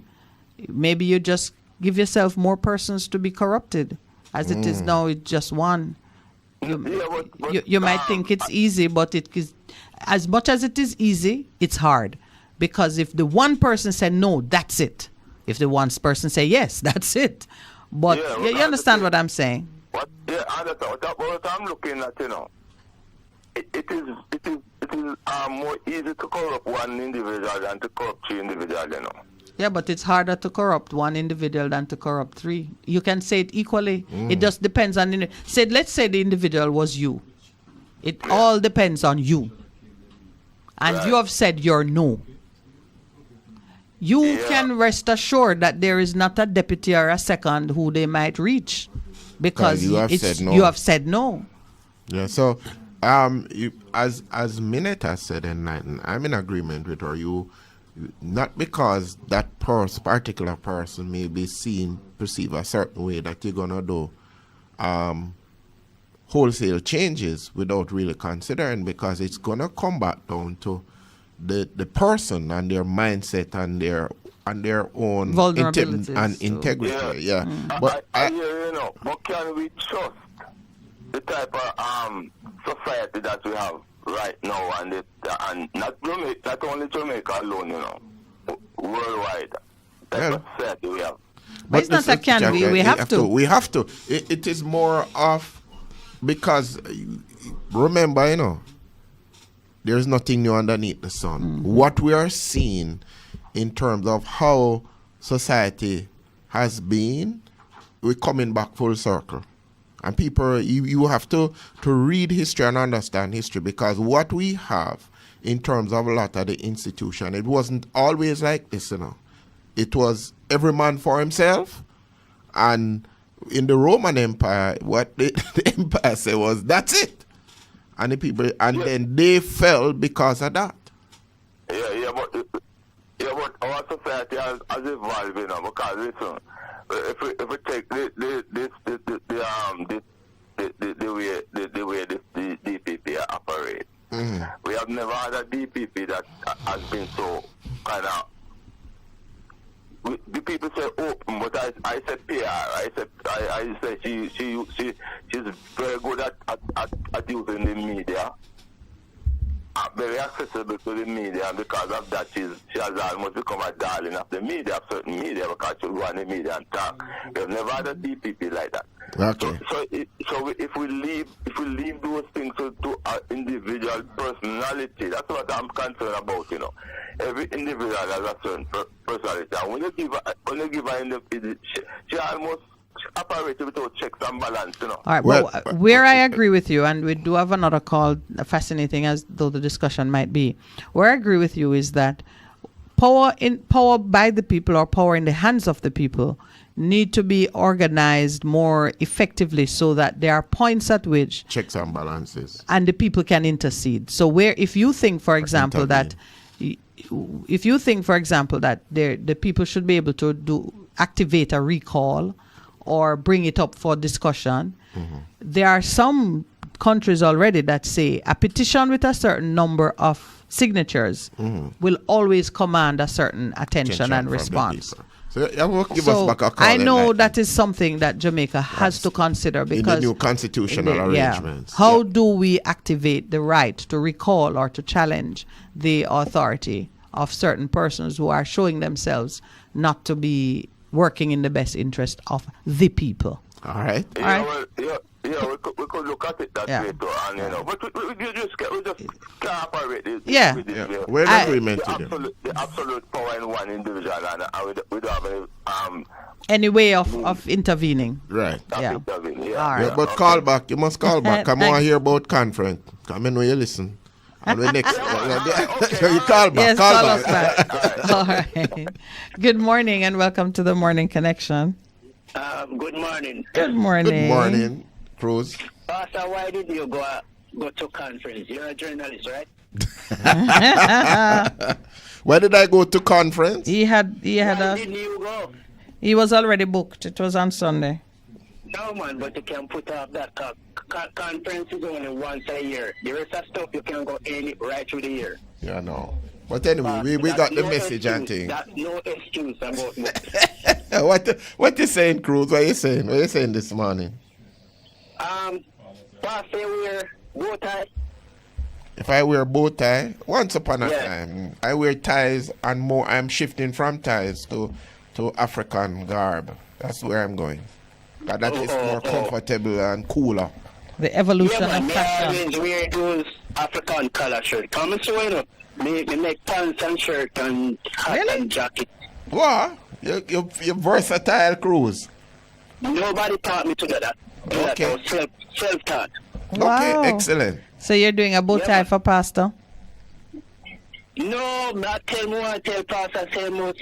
And you, Miss Minett, don't make your husband wearing a bow tie. Why? Why? Cruz say you're all to throw out your bow ties. You know that guy that wear the diamond eyeglass? No, who is that? In Jamaica? No, man, British white singer. Oh, Elton John? You mean Elton John? One of my favorites. Miss Imal is a wear bow tie. Is his look? You know that though? Is his look? Okay. Huh? Is his look? Is his way that he wants to project himself? So, Cruz, you are giving over a Hear me out first. Yes. Miss Minett, notice you talk a lot because you were taught to speak a lot. You do your skill. No, you never taught to speak a lot in my skill because I'm going to beat all hammer and screwdriver. Okay. So what is your hypothesis this morning? Bow tie connected to bachelor. And you know what bachelor is? No. When I was a kid, I always hear about this big movie star in Hollywood. They're bachelors and they're this. But since I'm a grown man now, I find out say all those guys were gay. Oh? The persons who wear bow tie? No. You're telling us. That's why I say it's a hypothesis you're putting on the table. Were you following up that with Cruz now? It must be a hypothesis. There are some women who wear bow ties as well. I see some high-profile guys in this country that's on TV, they talk, and they wear bow tie, and I used to see them in some pretty clothes, and they're bachelors. The style is their fashion style. And they're bachelors, he's saying. Bachelors now for Cruz is the new word for gay. Okay. Yeah, for a long time, but they used to hide it. Oh, I didn't know that. You're informing. So Cruz. Yeah. Did you not tell me you're a bachelor? Me? But you say you're unmarried. Did you?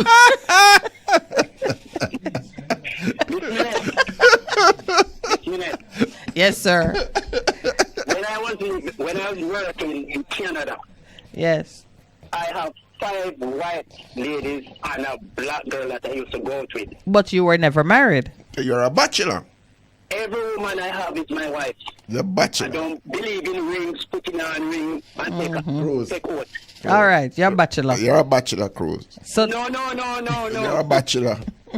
No, all right, tell us something now that will move the needle on the issues with the nation. Somebody else. There's so much I have to say, but I can't remember them. Instead, whatever happened to Jerry Small? What happened to it? But you can't ask me, Cruz, although I am a prophetess. Yeah, but it's your ex-co-worker. I know you used to work with him. Jerry is good, man. Jerry is good. Jerry is good? Jerry is good. Jerry is good. Percy answer you. Jerry is good. But anyway, we have another caller, all right? Good. All right. Yes, bye. Good morning, caller. How are you? Welcome to the Morning Connection.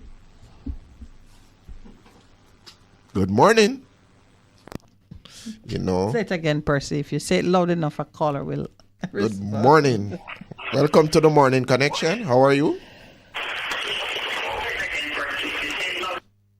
Good morning, caller. Turn off the radio. Morning, Pastor. Good morning, sir. Turn off the radio. Morning, Your Highness. Good morning. How are you, sir? Morning to the king in the background. The king wave. I'm just kind of interested to find out if the people gives us the mandate, we can make the changes. If it is I who talking, yes, and they are not convinced, and you are not convinced, and no one else convinced, then it is I who is talking. Then you don't have a mandate. Living my conviction. Yes. But I like Michael Mann in the 70s. It was a very smart move. Change the voting age from 22 to 18 and made the promise of leadership. Whether deliver or not, and get the mandate. But the next important part is that we can't afford to get the mandate and don't deliver. And squander it. That's always the problem we're having with our politicians. Sleeping with door window open. How that dream talk? Miles away from the promise or whatever the country mandate to get with a crime. But the point is that you can't get rid of crime unless you get rid of the systems that were created by them themselves to ensure that they remain in power. So you have to decide now to put to the nation the 5 things that needs to be eliminated from this country so we can move the people forward out of this position and the political control. So we start with the politics, the head. Okay, all right, caller. Yeah, can you hold for us? I think you're making some important points, but we have come up to our 8:30 break. So hold on, please. All right? Thank you. Yeah, man. A difference you can hear. A difference you can feel. Best FM 100 on your dial. Keep listening. Are you in search of genuine shocks, power steering pumps, engine mount, fender liners, strut mount, front end parts, engine parts, electrical switches, sensors, and so much more for your Honda Ridgeline vehicle? Well, look no further. Contact Mormac Auto Parts at 326-7371 or 821-5232. Remember, Mormac Auto Parts, your Honda Ridgeline new parts dealer. We're located in Kingston. Call us at 326-7371 or 821-5232 for more details.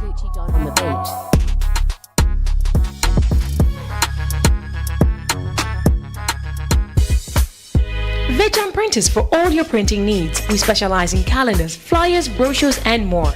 Call us today at 968-7506. That's 968-7506. Or visit us at 4 East Bloomsbury Road, off Hagley Park Road. Vejan Printers, your best choice in printing.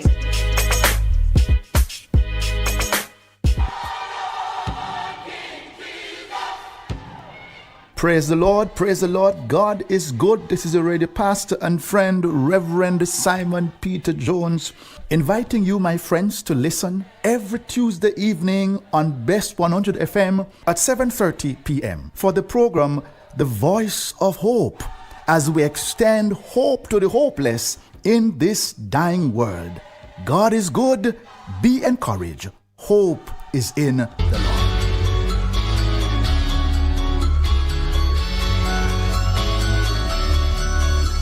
Discussions on health and education, inspiring interviews, surprise giveaways, your favorite songs. Tune in to Best 100 FM this and every Sunday at 11:30 to 12 noon.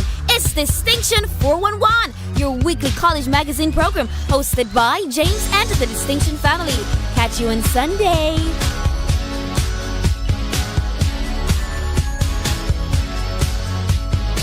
Make money now with local City and Guilds and ABE endorsed certificates and Distinction College. Start new online and face-to-face classes very soon in our Make Money Now career courses and get qualified jobs worldwide or start your own business in practical pediatric, geriatric, and psychiatric nursing, phlebotomy and pharmacy technician, early childhood education, child care, cashiering, call center, event planning, receptionist, customer service, housekeeping, waitering, food preparation, bartending, cake baking, plumbing, motor vehicle, electrical installation, air conditioning, makeup, hairdressing, nail technician, and cosmetology. No subjects required, no age limit. Register this week and get City and Guilds Maths and English classes for free. Call us at 3564167.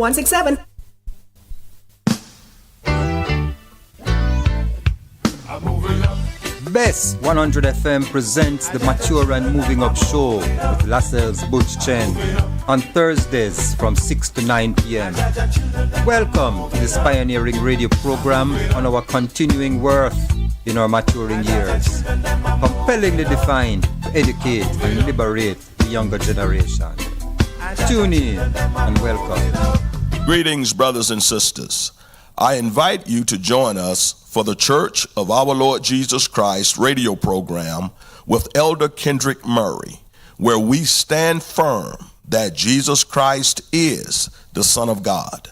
This broadcast is heard every Saturday from 12 noon to 1 p.m. and again on Sundays from 4 to 5 p.m. The church is located at 3550 Pleasant Valley Road here in Mobile, Alabama in the United States. You may visit our website at sonofgodlives.org or our YouTube page at Minister K. Murray. Or you may call us at area code 251-300-8812. God bless you, and we look forward to you tuning in to the program.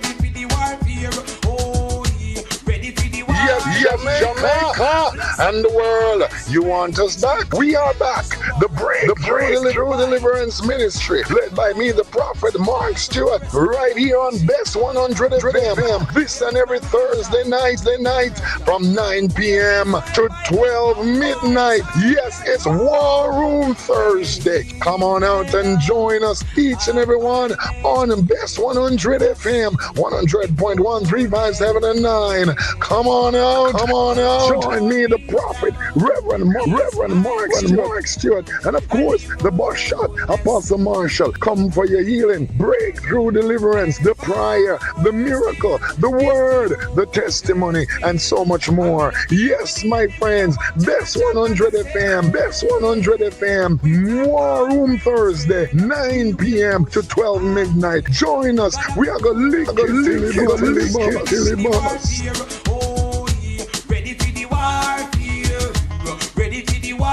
The Morning Connection is not your usual talk show. We aim to stimulate discussion and chart new paths to self-empowerment. So please join us, Minett and Percy, on The Morning Connection, Mondays to Thursdays, 6 a.m. to 10 a.m. on Best 100 FM. It's good, it's better, but nothing beats. Morning caller, thank you for holding. You're making some points. You can do that for us quickly. Thank you. All right, Pastor. Well, I just want to point to a parallel that Jesus and the Old Testament carried forth. The Old Testament points to sin and then points to the commands as being the answer and the solution. Mm-hmm. But Jesus came and pointed to a higher standard. Mm-hmm. He points to what is justice, truth, and equity, and then the question that engulfs who he is, and then points to eternity. So I'm saying to us now, we need to step up the game now and hammer the nail upon the head. 5 things that keep these politicians in power, the 5 things that keep this nation down. So we need to point to them specifically, because the commands make it clear. Don't covet, don't murder. So it was very clear. So when we point to those 5 things now, then we point now to the economic solutions and the answers for the nation to move forward out of this grip and hold that the system has kept the people under for many years. We have to change it. So the 5 things are garrisons, ghettos, slums, poverty, and insecurity. Garrisons. These are the things that they have reigning within these communities, reigning and keeping a quarter of the population of this country into poverty, and that's what keeps them into power. So it's what? Garrisons, ghettos, slums, and what? And poverty and insecurity. Yeah. Think about it, Pastor and Uranus. If a man in a community offer buy a squeeze of toothpaste, paste this morning, and can buy a tube of toothpaste, or a mother for buy 3 slices of bread and can buy half a bread, and he not bread again. What are we saying? Yeah. How far can we descend the nation into insecurity and poverty? Yeah. How far can we? That's what they do, and the system keeps them whole. If you know, well, we might discuss the international world organization, because them also help to drive nations who borrow from them into the same stronghold that them can control and own them, so to speak. So it's really it's really the same game, the same strategy being deployed at higher and higher levels. Yeah, man. All right. From all different levels, I get the point. Jesus has pointed to a higher standard, and this is what I think we must embark upon to expose, like the writer in Luke said, expose those who practice lawless deeds and are oppressors, so that if that not happen, this not happen. The sons of God will shine forth like the sun in their Father's kingdom. Thank you, sir. All right. And we'll be nice. All right, my brother. Blessings. Thanks. Take care, sister. Good summary. Thank you. Good morning and welcome to the Morning Connection. Morning. Good morning. How are you both? Long time. Oh, yes, that's true. How have you been? Not bad. Sometimes just take a break. I know. I think the conference on Sunday was very good.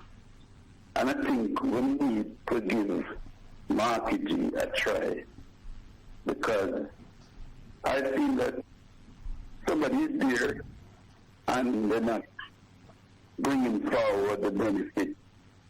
And I think you just move aside and make somebody come in instead of having one person there for 20, 30 years, 50. You understand what I'm trying to say? Yes.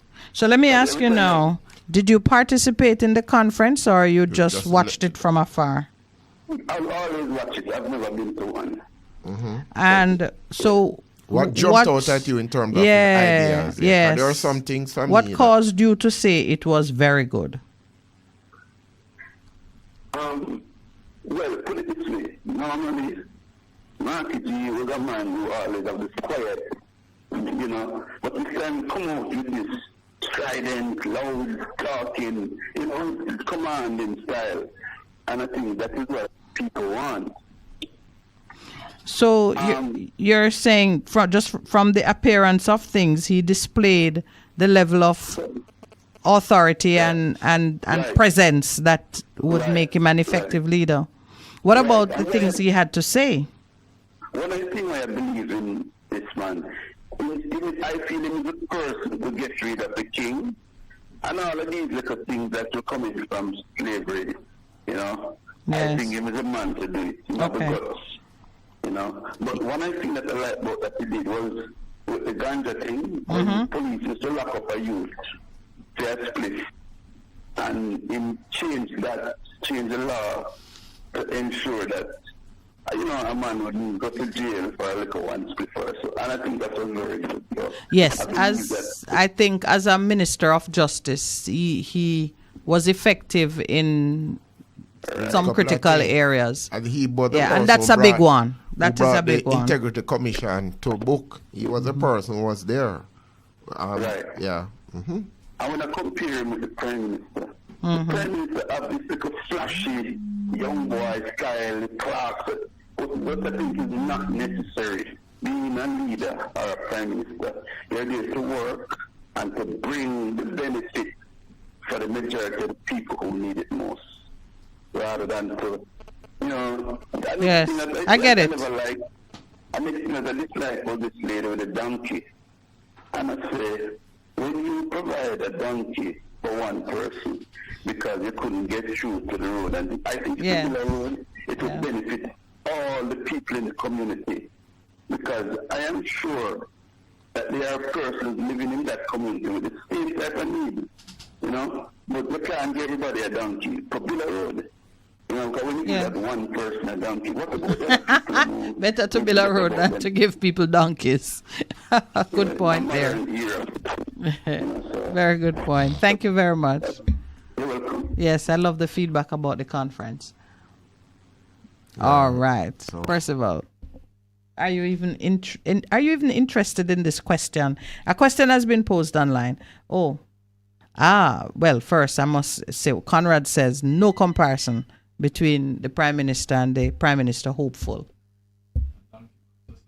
or even between a donkey and a road. Good morning and welcome to the Morning Connection. Morning, Africa. Yes. You see, you are Miss Minett. Yes. I come through the thing, all right. You see some man in the car of them? Yes. I can barely hear what them say. Up to the last caller who just spoke, was that one clear? Listen, Miss Minett, you sound like the animal with on good points, but I don't hear nothing what them say, Miss Minett. Okay. You hear that, engineer? So something with the callers, They're working on it. They're working on it, Africa. Some other job call and listen back, All right. Yes, sir. Thank you. And let us know. Good morning, caller. Good morning, caller. Thank you. Yes, morning, Pastor. Good morning, Barry. How are you? Yes, man. The thing that you run the road, yeah, man. I'm watching equal charges, one God and one man and this thing, and we all should be that one, Yeah, man. So big up to you, People are going faster. I'm good, man. I'm very good. Yes. Want to start by saying, we want justice. We want justice. We want justice. We want justice. All right, I want justice. The other day when 1920 the boys won the World Cup, and when they come back and get everything, they get land money and everything. And then at the reggae girls make history like the biggest history in women's football. And then, see them give them the land. look at them land, them forget land and things and money said because them go back to back World Cup and beat hold on to the biggest side in the World Cup. You understand? So I think them should have get some good recompense to action. You understand? The powers that be have said, Barry, that they're planning something for the ladies, generally the reggae girls, the sunshine girls, and I think the other females who did well. So let us see what the planning is all about. Because already the sunshine girls have received cash incentives from private sector companies. Let's see what happened to reggae girls, because they have an important matchup coming in terms of Canada to see if they can make the Olympics. Yeah, man, the Olympic qualifying round, you know. Yeah, so let us wait and see. Let us wait and see. Yeah, but we are waiting too long. I remember when the reggae boys, you know, before they ever come home, you know, there was a national holiday, you know. What do you mean when they qualify? Everybody stop work, you get me? Yeah. So it's far different from the girls, you know. We want the equality that the gender. And that's how we want to know. I agree with you. So, but one of the things that's undeniable though is once the bar moves higher, people are now expecting things get taken for granted. Let's put it that way, because when it happens for the first time, it will elicit a certain great response, but you begin to expect it as your due thereafter, and with the best will in the world, you don't elicit the same excitement. But I thank you for carrying the banner for the women, because we do want to be treated fairly when we excel. Even today when you're talking about gender inequality, you know? Yes. Well, we find out for me, you know, right now, woman are lead man by miles, you know. Because, all right, we put a woman like Mayor Matley. Mm-hmm. He's the only person who, when she got the UN big meetings and then to talk about climate change, you know, she's the only one can stand up on different climate change and different the small countries, then, you know. You understand? All the other man them just sit up and look. So right now, me rate that woman very highly, and me have woman top of the list, like, you know, when we think woman are leading almost everything. You see me? We have a great appreciation for her in this studio as well. No, because, you know, she's very, you know.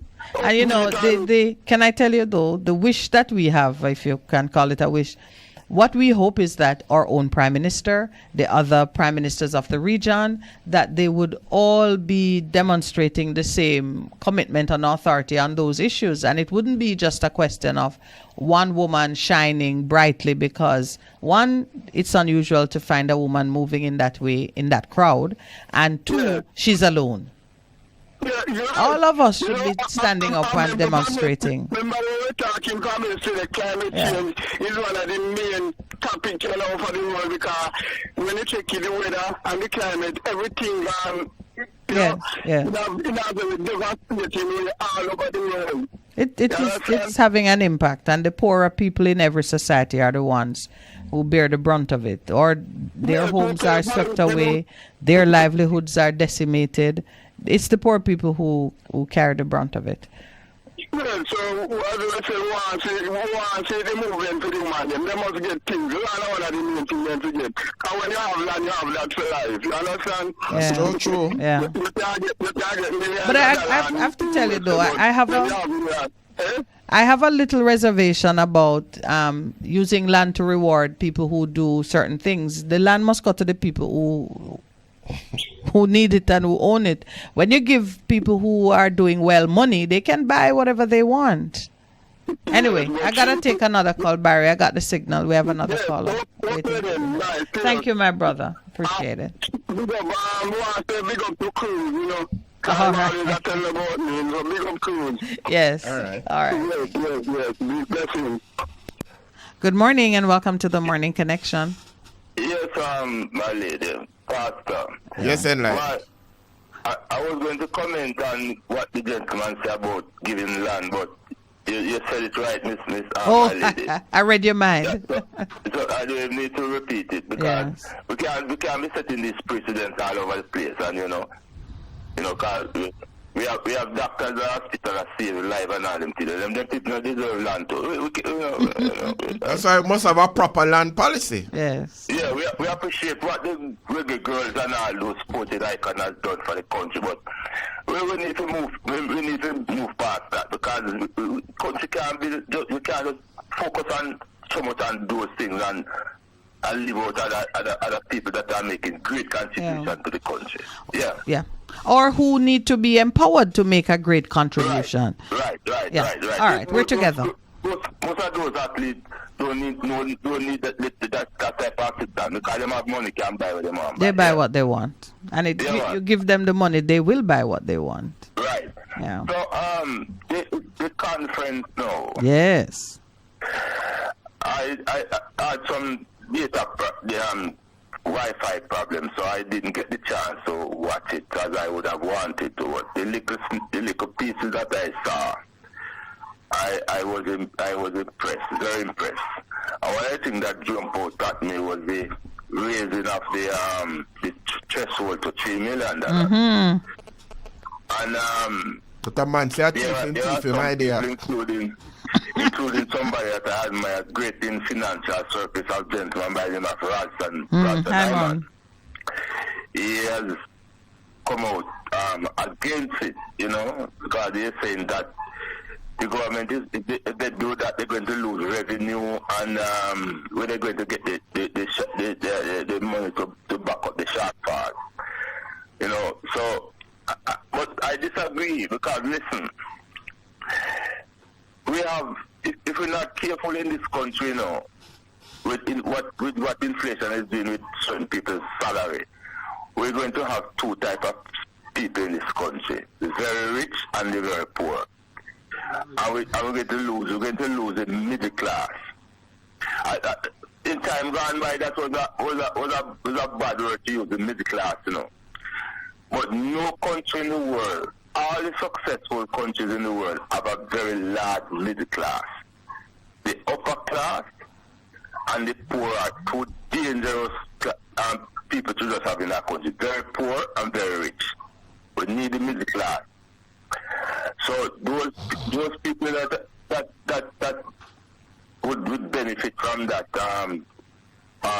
raising of the threshold are in the middle. And those individuals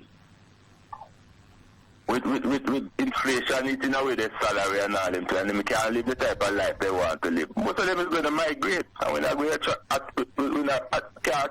keep those people, the teachers, and some middle management people and so on. They're going to migrate and leave us the poorer. So I don't see anything wrong with that. And I came up with a thought about it, and I came up with a suggestion that we could minimize the loss that the government would lose. I also suggested that the government put a levy of $1 on all remittance that the companies collect from people that sending money back to Jamaica. $1. Because they charge the people them to send the money, and when the money comes to Jamaica, they're making another profit again because they don't pay the rate that the official exchange rate. But how would the government collect it? How would they collect it? How would they collect it? Let me tell you why I asked that question. You already said that the very poor and the very rich are the polar opposites that create disaster for a country. The reason they create disaster from a country is because the very poor constantly sucks from the very rich, constantly pulls from the very poor. If you were to introduce a $1 levy on remittance, who you think pays it? Poor people. No, I want to do it on the company, No, but who you think pay it? All the company does is they pass it on. That's all they do. They take it from the one who is getting the money. And they pass it on. So that's the flow. That's the natural flow. They don't know. They're not going to take it out of their profits. They're not going to take it out. So hold on. Where the government, don't companies have to pay tax? Yes, but I mean, let me explain it this way then. Even if you were to go directly to the managing director and the shareholders of a company and said, each of you give me $1 for every transaction, all they would do is increase the fee that they charge to those who are using their service. That's how they do it. That's what we're saying. They would give it to you, sure. Yeah, but I give you, for example, I was sending $500 to someone in the US. 500. You know what it cost me? $65 to send $500. And worse yet, someone had sent me $500 to do something. When I collected it, it was given to me at a exchange rate of like 132 or 135. I've forgotten, but it was 130. I sent it back to them, and sending back, and I got 60. I'll give you the math. I got like 66,500 Jamaican dollars for the $500. If you were to buy it. And when I sent it back, it cost me 90,000 Jamaican dollars. That's it. That is the differential between what they buy it for and what they sell it at. The company. So when you go into any remittance, look what they buy the dollar for. Well, that's check. The point. So there's that's the point I'm making. But that's what. But what I'm telling you is that is the wrong man paid. The wrong man paid it all the time. Even if you say, the government will say, I'll collect it from the cheapest point, meaning I take it from the remittance company. The remittance company simply passes it on to the customer, and they are rated. The truth is, remittance is you talk about scam, that's a scam. Somebody send you money in hard currency, you pick it up in local currency. What about competition? In that era, would competition No, it wouldn't, and I'll tell you why. The demand and supply exist in different jurisdictions. Okay. You see it already. Somebody in foreign send money to Jamaica. Competition affects them in this way. The rate that you get. So like if you send money from New York and you send money from, say, Chicago, the person who picks it up in Jamaica gets a different rate. Because the rate that applies is the rate that is being used in Chicago so competition in their country handles a certain part of it. In Jamaica, you're a sitting duck. You just go and collect what has already been set. There's no right. Because if you go to the bank versus the remittance company, what happens is that you get a little bit more the remittance. Well, I went to the bank. I did not use a remittance company to send money there. I went to the bank, and when I look at it, I say, "Whoa." This person asked me to do something, and here I'm doing $90,000 versus 66. Yes, cost you, man. And the 90, of course, includes the $65 that it costs to do the wire. Yeah. Anyway, I get the idea. What you're proposing is that a blessing to one comes as an expense to somewhere else. Just find the right place that can bear it. And allow the 3 million too. But I saw Minister Nigel saying, that's what I'm searching for. But you know what, my brother, I applaud you as a citizen for applying your mind to it. The government know exactly where it needs to come from. I keep saying, if we are wasting, stealing, throwing away 5% of or into corruption, you can always reduce corruption when it comes down to it. Right. All right, my brother. We have to find a way. We must not deter from doing the right thing. Yes, I agree. Yeah. Another point. I recently. You have about 30 seconds to make it, because we're at the 9 o'clock hour. Oh. Yeah, I recently took one of the the new buses, yes. And I'm telling you, man, the bus ride like you ever drive now one whole tree No, never. You have to call us back, please. We're gonna take the station break. Yo, all right, hold on, because I gotta hear this.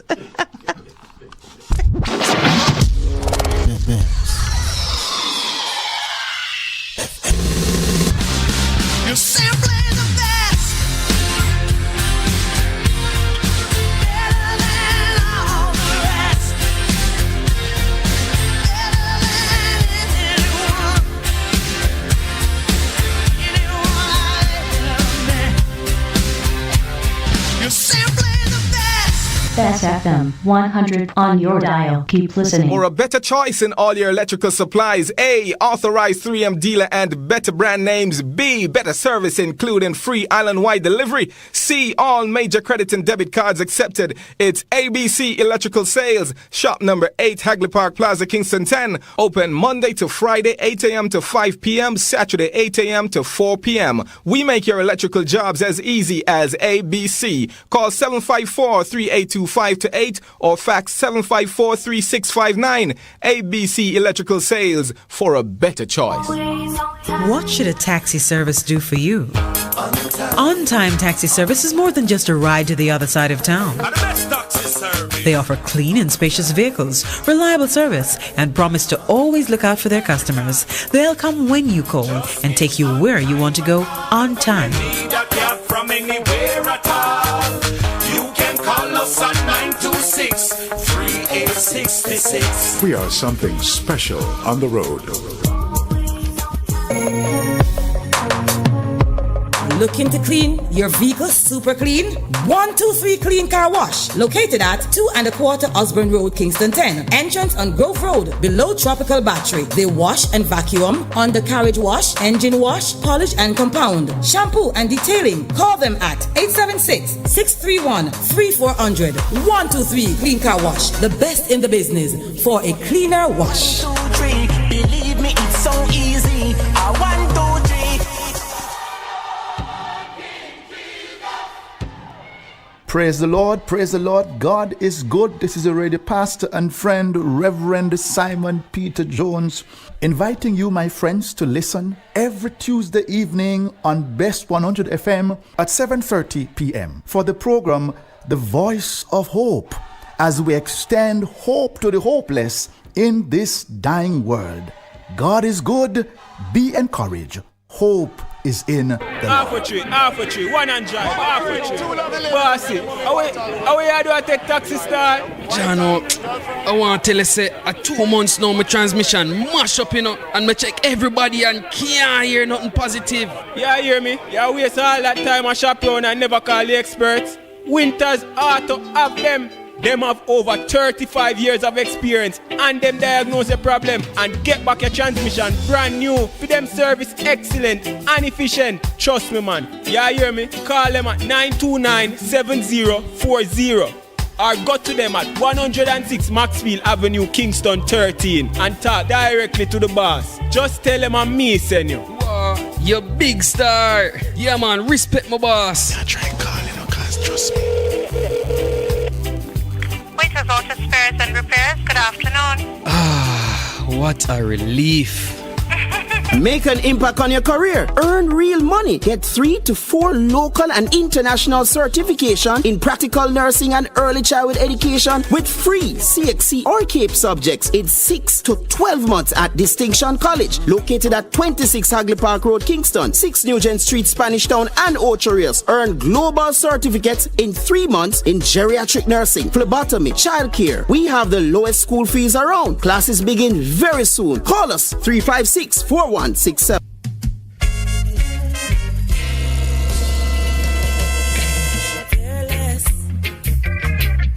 And love more, 'cause you open up the door. Live, camera, volume. Live it up Fridays on Best 100 FM. 10 a.m. to 2 p.m. with I, Ibi Lion, each and every Friday. Giving you the better vibes, heard everywhere. On a natural some things and watch me fly on Jamaica.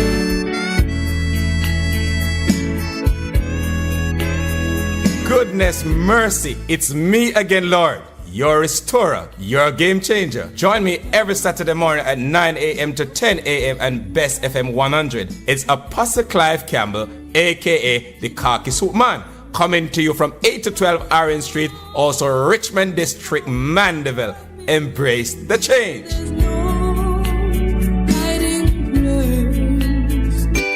Best 100 FM is the authentic voice of Jamaica, promoting your prosperity with better vibes and better music. Let us promote your goods and services for you. Advertise with us.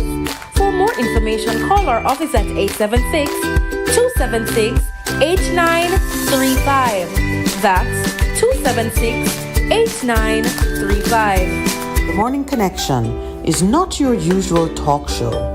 We aim to stimulate discussion and chart new paths to self-empowerment. So please join us, Minett and Percy, on The Morning Connection, Mondays to Thursdays, 6 a.m. to 10 a.m. on Best 100 FM. It's good, it's better, but nothing beats. Good morning, welcome back. Thank you for holding Enlightened. So you were describing... Yeah, man. Yes, Pastor. Mm-hmm. The buses, you see, whenever time it drive on any surface that is rough, the whole bus shake, all the passengers was sitting in the bus and they find themselves a shake, jerk, And the noise, your all type of noise, and I'm saying, it's a new bus. And these are new? And they're supposed to be new? May not believe they're new. I'd have to see them bird people.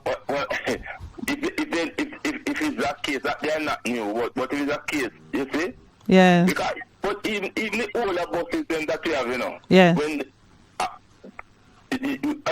I don't get that type of shaking when you're riding them, yeah. and the rough surface. But so I am wondering, you see, if it's a case that we do the tires.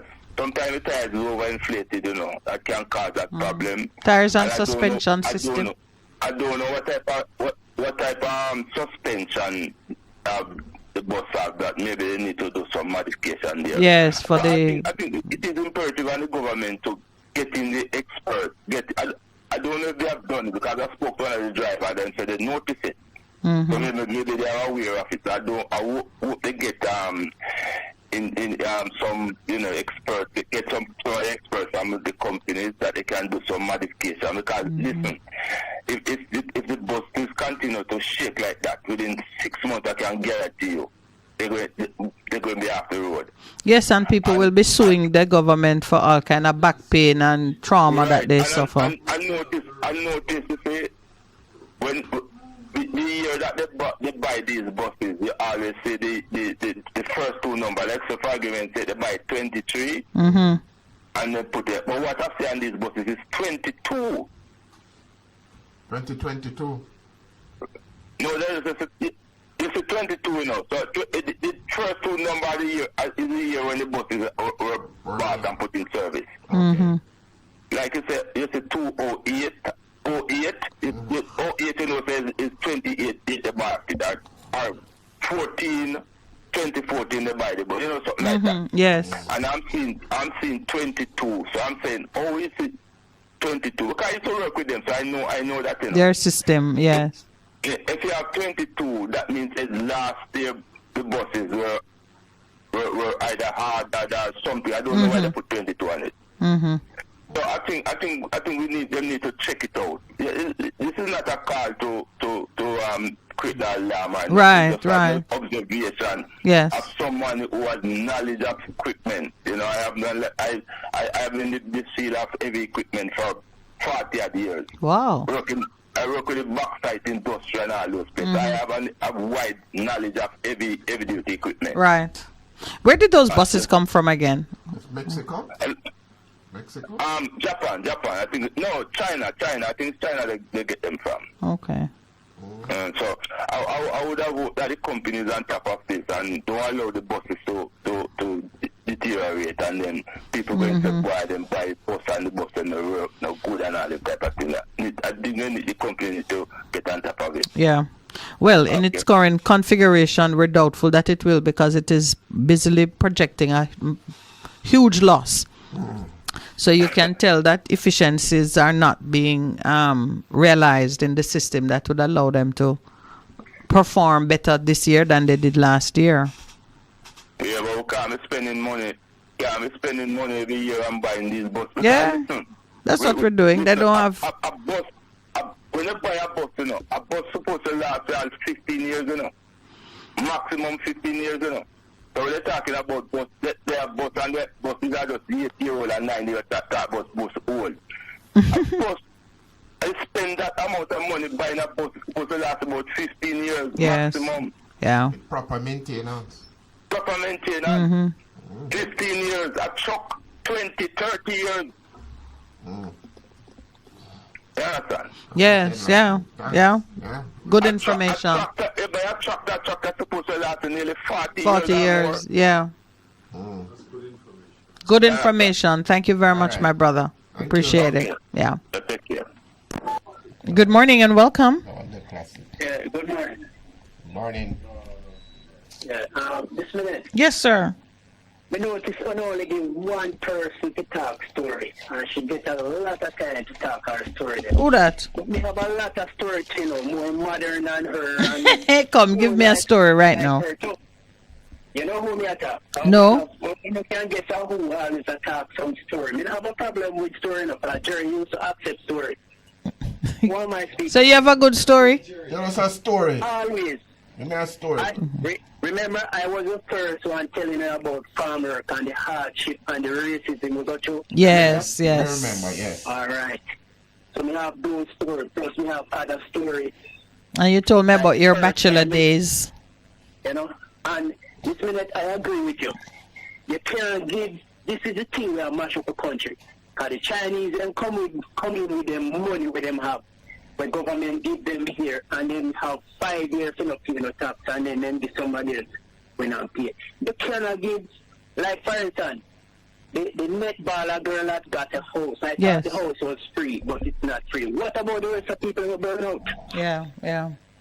They only get promised. Everybody should get equal help. So I don't believe in giving a sport person we go run and make a 1,000 US or $1 million, whatever. If a land, they have money, can take care of their business. Even people who don't have any. Yeah, but you understand? Are you saying, okay, all right, so let's be balanced. Are you saying we must not recognize these people? No, he's not saying that. That's you not know what that. he's saying. Yes, we must recognize them. But for instance, this present lady, Bobsy Greens, will make this whole pile of statue for runners. We don't have the money to do it now. Maybe down the road when them old are dead and gone, they make a statue for them. But she spent a lot of money. I remember when she gave this girl 500,000. This girl live in the United States. Right? I can't remember her name. And she go on stage show, she have millions. And you have to take out in a corona, give her 500,000 so she not work. Oh, I know you're talking. When other people they here can't even buy bulla when they get locked down. Oh, okay, that's what you're taking. That's the kind of thing that Equity. I'm with you. Yeah. You know? Yep. And all you get from it maybe is a photo in the newspaper. And like how me see the rich man them get all the land to buy away poor people used to work. That cousin money we used to farm and so land down here and then this guy come buy out half the whole island. You know how we get it. When they used to tie coke on the side and farm and then now them employ some people. Them plant massive amount of stuff and then them employ the little people in from the back road. They come pick and hoe and reap. So the person who bought the land, is it a local person who lived there and or somebody like a stranger coming? You know what I mean by stranger? Yeah, me know a stranger. The most of the people, you know what I understand? Yeah. A lot of people that is, I'm not saying a bad mind or anything, because people may say a bad mind, but a lot of big guys in this town are not from Central Sept. Also, there are transplants. Because, I mean, right away I'm thinking that sizable acreage in a local area should be, cut up and local people should have access to it. There should be a policy that prevents outsiders, so to speak, from moving in and shifting the economy of the communities in such a way that the existing community members are displaced. The other thing we want to talk about is speech. Somebody's speech from here when they cut it gather into PNP over the weekend, and some people are saying yes, the speech good, but politicians always talk and then they don't follow. PNP always do it. They don't do everything with them say them all do. They do a lot. But tell me one promise with this government fulfill before we win. Tell me one of them. No, you should tell us. I'm not. I mean, it's your. You just you can say that this government has not or has. I'm not the journalist, you know. They only listen to now. I can't remember sometimes, but I'm remember. So yeah, no, but the security one. One was in terms of the security. I want this government has fulfilled the security. Big journalists to ask the Prime Minister the promise we make. Say the next 100 years they're going to do it. We can fulfill one. Yeah, so, and you know, Cruz, this is the challenge for voters because we take it for granted that politicians gonna just say a lot of things and never actually do it. But it is holding them accountable that will always make the difference. I know they can't do everything, you know. Yeah.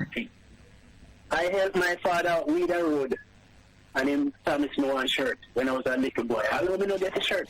And you have not forgotten it. Papa couldn't do everything, you know.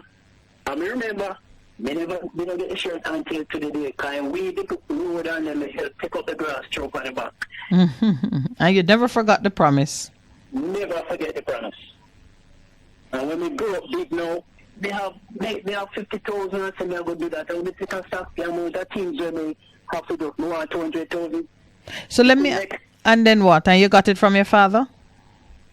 No, I'm talking about since I'm a big man, no. So how did you hold your father accountable for the shirt?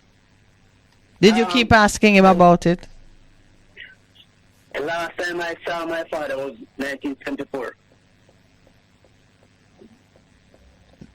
He went back to the United States and he picked up 2 stones and threw behind him. You see him with the 2 eyes. Him now come back. Him now come back. Wow. Yeah, 1974. And he went up and he wrote me 2 letters. I write him back. They didn't return or anything. But they have kids up there. I know that. Okay. Well, if woman don't kill him, he's still alive. At about 80 or 90. Have a nice day. All right, sir. I pray you forgive your father. Yeah, man, I still love my father. Okay. Well, then I pray the Lord will ease your bruised heart. Yeah, man, I still love my father, man, over everybody else. Yeah. Except my 2 sons I may have now. Okay. All right. So you don't even hold him to account for abandoning you? No, me understand the situation. That's another long story. Well, see, I opened the door for you to tell a story, so next time, you can forgive us. All right, take care. Good morning and welcome to the Morning Connection. Morning, Lavamba. Good morning. How's the audio? It's still not come up properly, but I don't really want to complain, so now but I complain. You're thinking it might be you. No, I was getting some complaints online. 1 or 2 persons said the callers were low. So maybe they could just respond and let us know if it is greatly improved, if it can live with. It improved a little, but not greatly. Like yesterday and the day on last week. Yes. All right. Well, the engineer is hearing what you're saying now, and my producer looks like he's following the issue also. So we'll keep working on it. Yes, sir. So go ahead and talk to us now. Canada, India. I see them have some issue there, you know. This is of what we're talking about, the buses? No. Canada. Them were brethren dead in Canada there. Get murdered in Canada. Yes. And Justin Trudeau said the government of India involved. The government of India do what? India.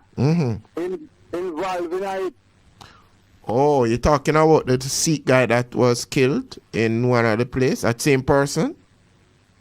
I don't know who officially, but it's one somebody. Okay, yeah. That was about 2-3 months ago. Yeah. It was on the news, yeah. And he's saying that is the Indian government involved in taking out the gentleman? Yes, sir. Wow. And then him kick out the man that were in the, what them call them, embassy man there. The commissioner? Ambassador. Ambassador. Canada run out the ambassador from India and out of Canada. India run out the Canada ambassador from India too. Also, they have terminated diplomatic relations. Yeah. Wow. So, you know what will come next, you know. Well, in the old days, it would be war. Yes, but them remember, you know, all them war, them have all kind of war, you know, man. Yes. In today's day, it might be trade embargoes. Them have them germs war. Them have them money war. Them have them gun war. All kind of war them have. So sometimes them have war and you don't know. Back to Jamaica now. Yes. Peter Phillips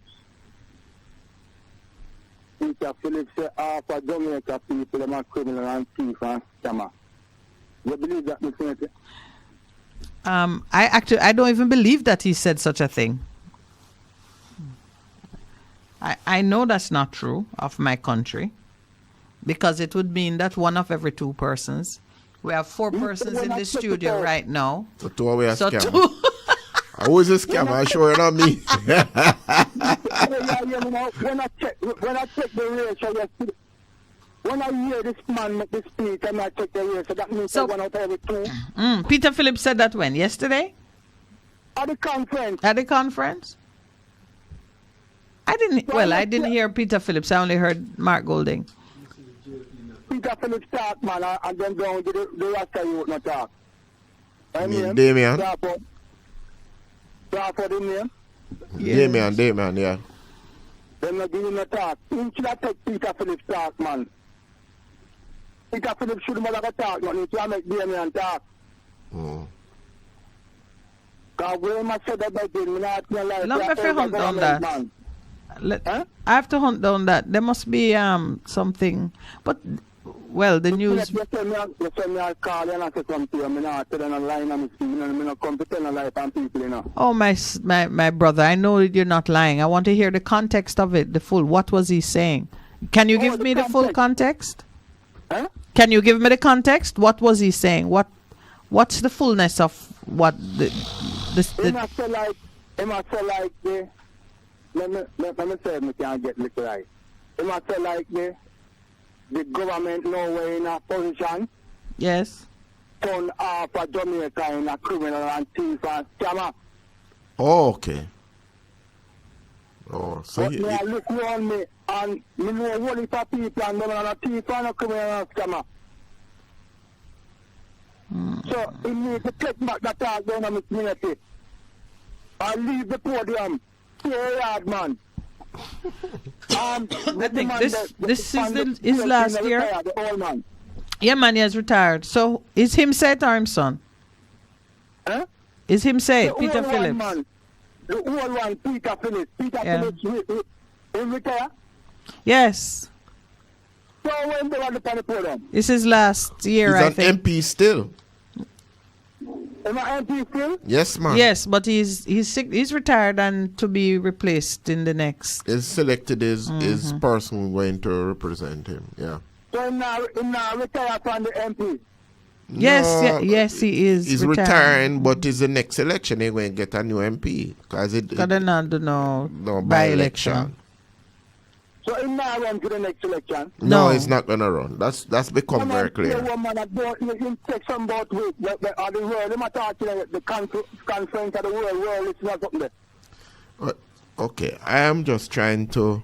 So he said that based on what the government has done, it is turning half of Jamaicans into scammers and things. That's what he was alleging, right? Yes, Reverend man. Okay, all right. Me not cross my people, and my people are good people. Reverend, Jamaica people are best people in the world. Yeah. So you are saying it is not true, you must step on it. Yeah. It's not look where I got through with them, fight. So you're saying you must step out them chat then? Yeah, Alright. that is unacceptable speech about your own people. And it don't matter that you're trying to blame the JLP. Yeah. Which me at a distance, yeah? Yes, All sir. right then, African. There's some rough way of describing our people. Good morning and welcome. Let's say that would get That's the morning, anyway, Good morning, my brother. Empress, and Yes. the subject of the we have 1 minute. What is the middle class was created by the upper class? You understand? They collect the money from the poor people that them not front it themselves. Then now the middle class now start turn it 5 times before they give them. And they join the upper class, and then there's no middle class. Out of the varieties and cherry jam, so they said no, to get rid of the middle class. Oh wow. It's by design. Now what you tell me that New York is by design because the middle class can't get up with me. I want my house at cherry jam and I memories I can't keep like that. Let's say the cat. Good morning, caller. Thank you for calling. Welcome. Good morning. Okay. What he was talking about, there's presently diplomatic imbroglio between India and in terms of that. On Tuesday, India woke up to the news of Canada expelling a senior Indian diplomat deployed in Canada. The latter has accused India of killing Khalistani leader Hardeep Singh Najjar and cited the same reason for the Indian diplomat's expulsion. But something that's been going on for the last 4 years between India and thing. Good morning, caller. Welcome. Good morning. I just got cut out. Morning, sir. No, my name is Cruz, not sir. All right, Bachelor of the Year. We'll make it no, but that's your bachelor. Bachelor. I am the baddest lion ever born, you know. No, you're a bachelor. You told us you're a bachelor, so. Anyway, don't let me distract you. That never come out of my mouth. All right. Never. Don't let me distract you. What happened now? Scammers. Yes. You know how many scammers is in this country? The government, the bank, insurance, a whole lot of them are scammer. And the most scammer me ever seen in my life in Jamaica are the past 5 years. So if Peter Phillips said Jamaica not scammer, he don't really mean everybody. It's just like back in the 90s, they had Jamaican as the wickedest thing. When you go through the airport, they dig way up, they do everything bad about it. So, I don't know, Jamaican bad. And they used to think Jamaican smoke herb. That's not true. Jamaican smoke herb. But you know, as a young, understand? but as you say that, as a youngster, I remember going overseas. And first time they heard that I was Jamaican, them saying I have any other good stuff. And I was a teenager then, you know.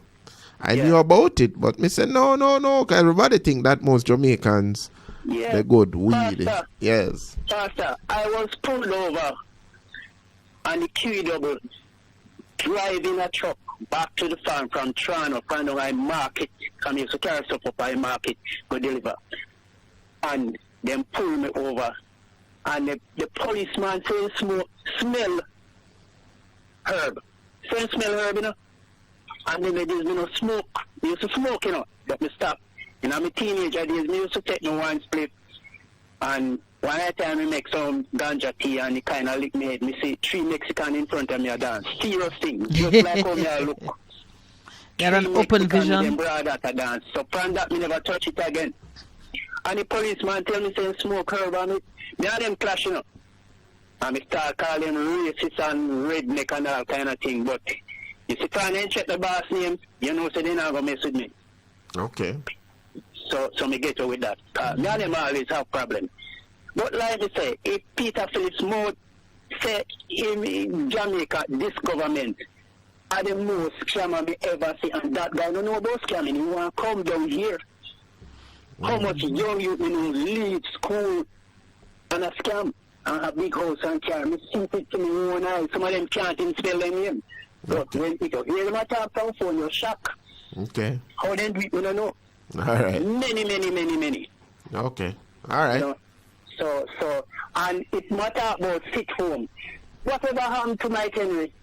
I don't hear nothing about him. Still there. Where's Mike Henry? I think he's the oldest politician right now. Yes. Oldest parliamentarian. Oh, all right. All right. Okay then, Cruz. 9:30. Blessings.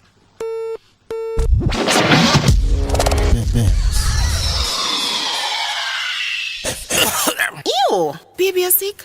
Drink this. Strong back tonic wine. But baby, you look like you want to sort out. You think that's all Trangback good for?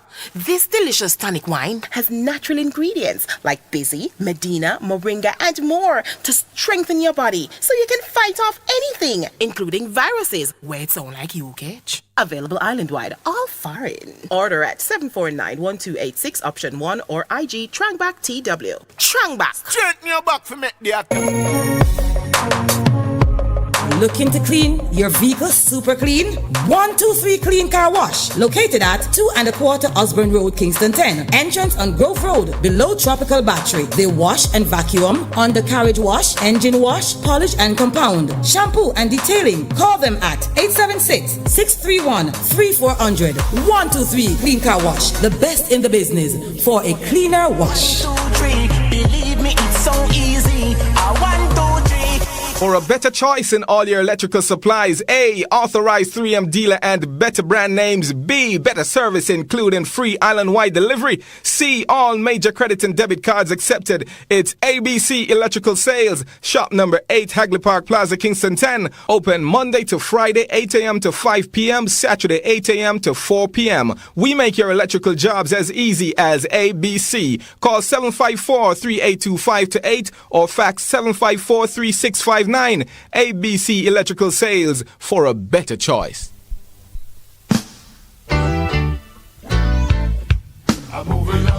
BES 100 FM presents the Mature and Moving Up Show with Lascelles Butch Chen on Thursdays from 6 to 9 p.m. Welcome to this pioneering radio program on our continuing worth in our maturing years, compellingly defined to educate and liberate the younger generation. Tune in and welcome. Vejan Printers for all your printing needs. We specialize in calendars, flyers, brochures, and more. Call us today at 968-7506. That's 968-7506. Or visit us at 4 East Bloomsbury Road, off Hagley Park Road. Vejan Printers, your best choice in printing.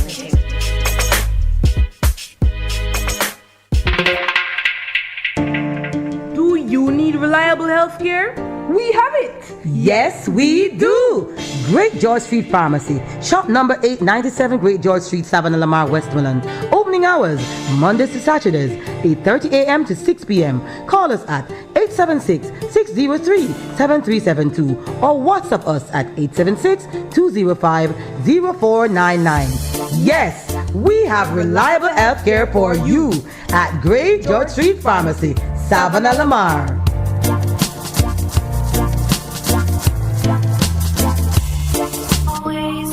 What should a taxi service do for you?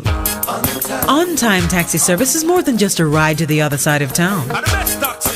They offer clean and spacious vehicles, reliable service, and promise to always look out for their customers. They'll come when you call and take you where you want to go on time. From anywhere at all. You can call us at 926-3866. We are something special on the road. Do you need reliable health care? We have it! Yes, we do! Great George Street Pharmacy. Shop number 897 Great George Street, Savannah, Lamar, Westmoreland. Opening hours, Mondays to Saturdays, 8:30 a.m. to 6 p.m. Call us at 876-603-7372 or WhatsApp us at 876-205-0499. Yes, we have reliable health care for you at Great George Street Pharmacy, Savannah, Lamar.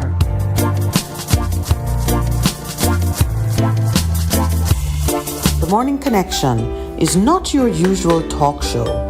We aim to stimulate discussion and chart new paths to self-empowerment. So please join us, Minett and Percy, on The Morning Connection, Mondays to Thursdays, 6 a.m. to 10 a.m. on Bess 100 FM.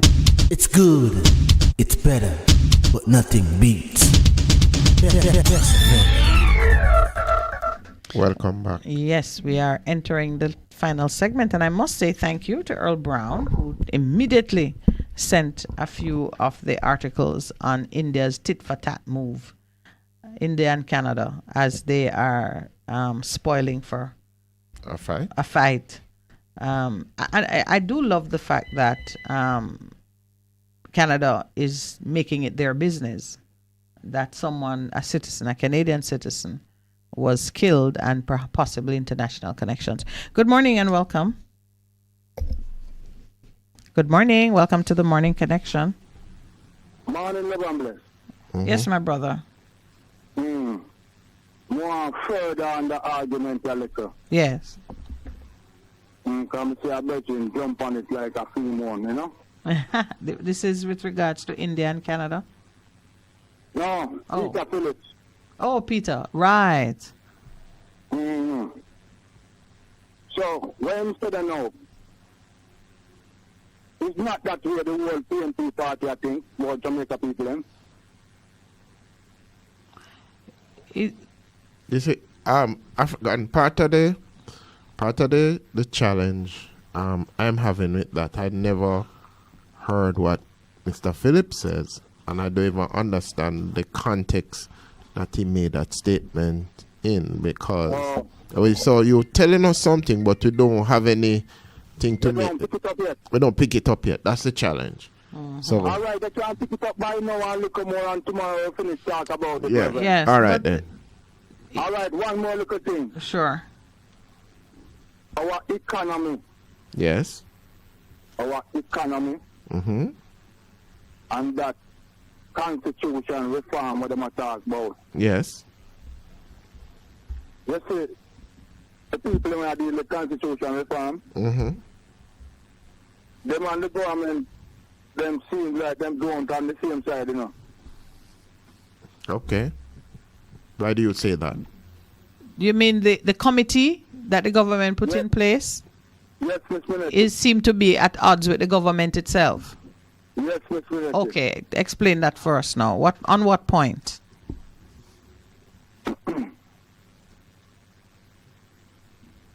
The court of appeal. Yes. The Caribbean final court. And the England. Yes. Right now we are using England. Yes. England, yes, correct. Privy Council. Yeah, and them are trying to go to the Caribbean. Court of, Justice. But the government have an issue with it. And them not talk. So you're saying that the committee has put the government's position on the table. The consultation is throwing up other options. I don't take that to mean that the committee itself is in disagreement with the government's position. Not the committee. The government. Yes. The JLP's government. Yes. The PNP government agree with the Caribbean final for the Caribbean. Right. But the JLP don't agree with it. No, it's never had that. But then there was always that difference. They were never from long time. Yeah. So how them ever fix that, Miss Minett, and them say the first thing that they want to work on? But remember, it should come to the people in African, regardless of however they might be positioning the issue. All of this is leading to it coming to the people for us to take a decision. I think the committee might be saying they're not doing a referendum. There was some talk about how the people are going to get to choose. But outside of that, it's going to come to us. I don't cut you. Yeah. They don't trust referendum, you know. Well. Mr. Minett, these people, Mr. Minett, watch them properly, you know. Well, Love and bless, it's good to be here, yeah? All right. All right. Good morning, caller. Thank you for holding. Welcome to the morning connection. Miss Minett. Yes. We're not hearing the callers good. Very low. Your sound is all right, but something seems to be wrong with the mic system when the caller calling in. Okay, still. Okay. We've been working on very it. low and scratchy. Wow. All right, then. All right. The engineers heard it. All right. Thank you very much, Cruz. Yeah, so what is emerging with So this maybe we should just constitutional close the reform? line. Yeah, the constitutional reform. What is emerging is that you open a box, and it has become Pandora's box because you believe that, let's say we are seizing this opportunity because there's a public sentiment out there that we don't want the queen or the king. But then it is only after persons begun to say, no, but if you're going to do constitutional reform, what is the present constitutional saying? Because I don't even think that they had that as a part of their... Yes, because people have to know what it said now. Yeah. In order to evaluate how it has operated and decide if you're changing and what you're changing to.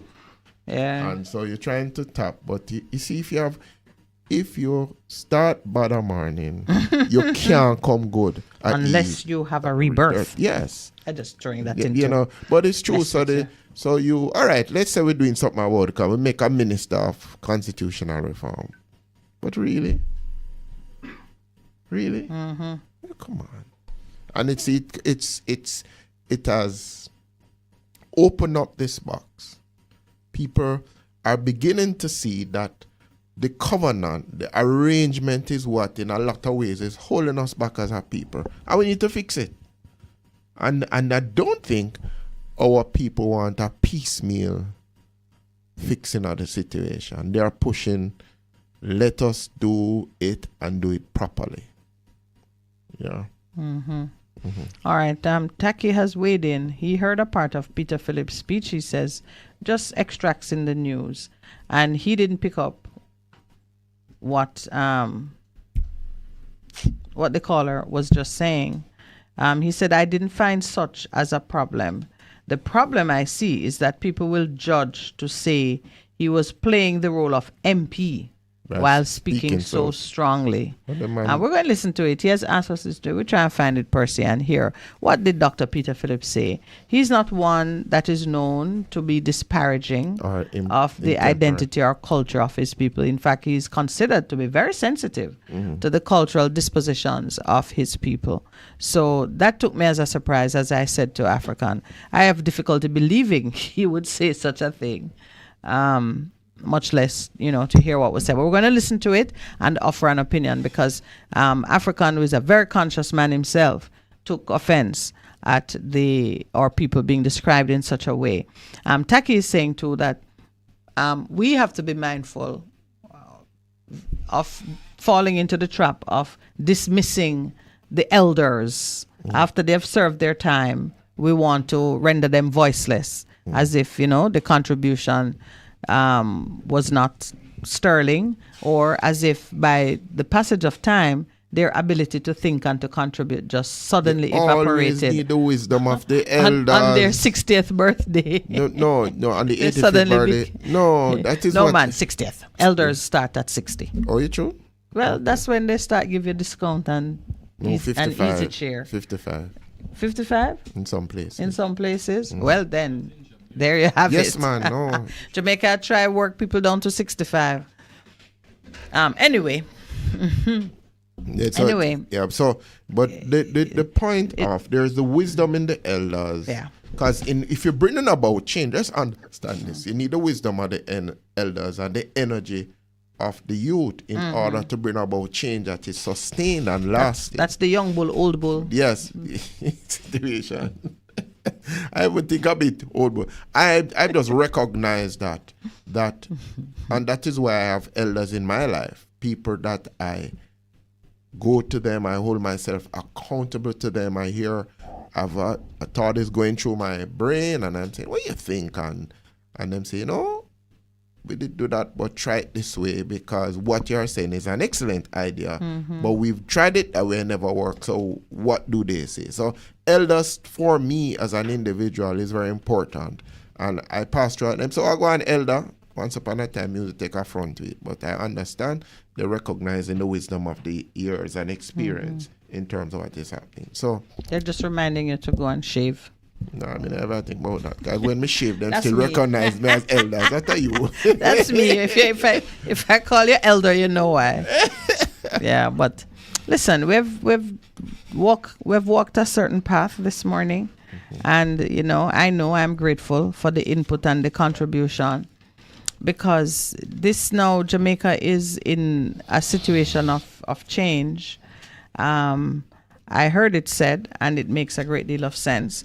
You cannot have revival without first having reformation. So it means that if Jamaica wants to be celebrating a revival of nationalism, of the economy, or whatsoever it is that we want to revive, meaning we want to bring new life and fresh energy and prosperity and wellness to the people, to our flagging, dying selves. If that's what we want, then we have to go through a process of reforming, restructuring. And that's what we're doing. It happens both at the personal level and at the national level. So individually, we have to associate ourselves with some of the points that Pastor Percival and I were going through this morning. Not to be left out is recognizing that God is always on your side. Your side, not the other man's side. He's on your side. If everybody think that God is on their side and is working with them, through them, it will make a difference to how we take decisions or we treat one another. And then, of course, those who have been redeemed and are benefiting from the blessings of redemption, say so. Let people know that, hey, I did this and it brought about great change and I'm recommending it. Yeah, we have to do that. We have to do that. And a lot of to things help are happening build all that over vibe. this country. People are bringing about meaningful change, and they need to be speaking more about it. As we draw... Oh, the last one, Percy. For goodness sake, as you begin to innovate and step into your entrepreneurial self, or as you are contributing in the place where you currently work, just bear in mind that you do not want to be one of those eating the meat that has been sacrificed to Mammon.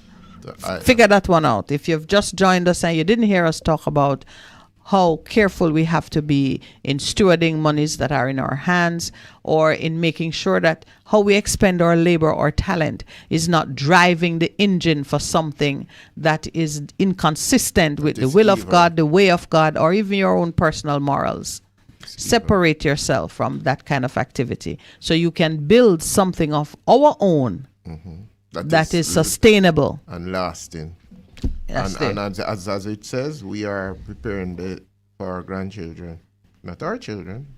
That's a good man does for his children. I just want to mention this, that on the weekend, on the 24th, at 4 o'clock in Halfway Tree, the umbrella group of churches is having a National Day of Prayer, repentance, as they pray for the leaders and pray for the course of our country. So I'm inviting us to plan to be there, to be a part of what I believe God is doing in spiritual over Jamaica in terms of breaking some things and making declarations as we continue to do tomorrow when we enter into prayer. If we can get somebody. So I don't mean to be controversial, but how is the church doing a day of prayer that starts at 4 p.m.? After we don't pray for the day.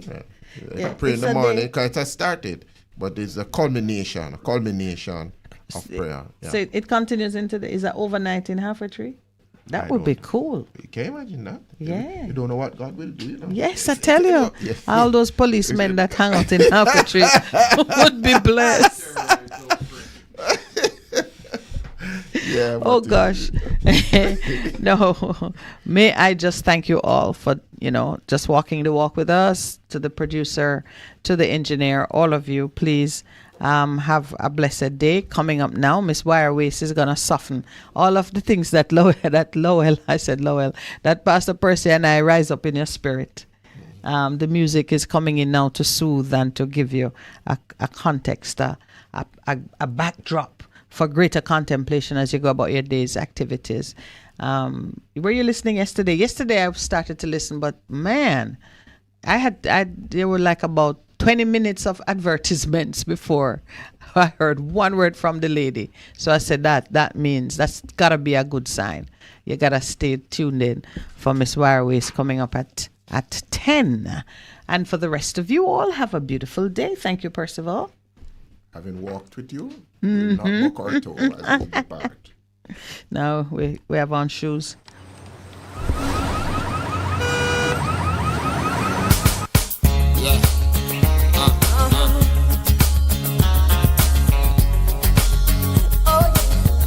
Yeah.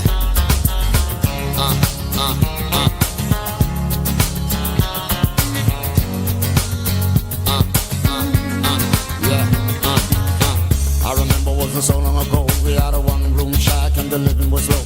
And my mama by herself raised me and my bro. Wasn't easy, but we did it with the little the flow. Worked hard, got us up to school every day. Kept our eyes on the stars and the skies were great. Gave us drive to survive, really showed us the way. Now I really understood what she was trying to say. It's the sun, there be times when the tides are high. And the boat may be rocky, you can cry, just never give up. You can never give up. In this life you can lead if you only believe. And in order to achieve what you need, you can never give up. You can never give up. And this hope that keeps me holding on. And on. And this hope that makes me carry on. Homegrown, couldn't have made it alone. I got a wonderful life, 2 kids of my own, with a strong foundation that was carved in stone. And my mama for the love that made my house a home. And they wonder sometime if this was meant to be. All this for a humble little guy like me. And all I ever really wanted was a family to teach my kids the same value that she gave to me. Just a son, there be times when the tides are high. And the boat may be rocky, you can cry, just never give up. You can never give up. In this life you can lead if you only believe. And in order to achieve what you need, you can never give up. You can never give up. And this hope that keeps me holding on. And this hope that makes me carry on. I'm not gonna step up, things are go better. Never make yourself be overcome by the pressure. Cool, you're my brother, have faith instead of sit down and watch another fight one another. Blaze like fire, we now go retire. God not sleep and I am inspire. We have to raise fire, other thing require. We have to make them up before the time expire.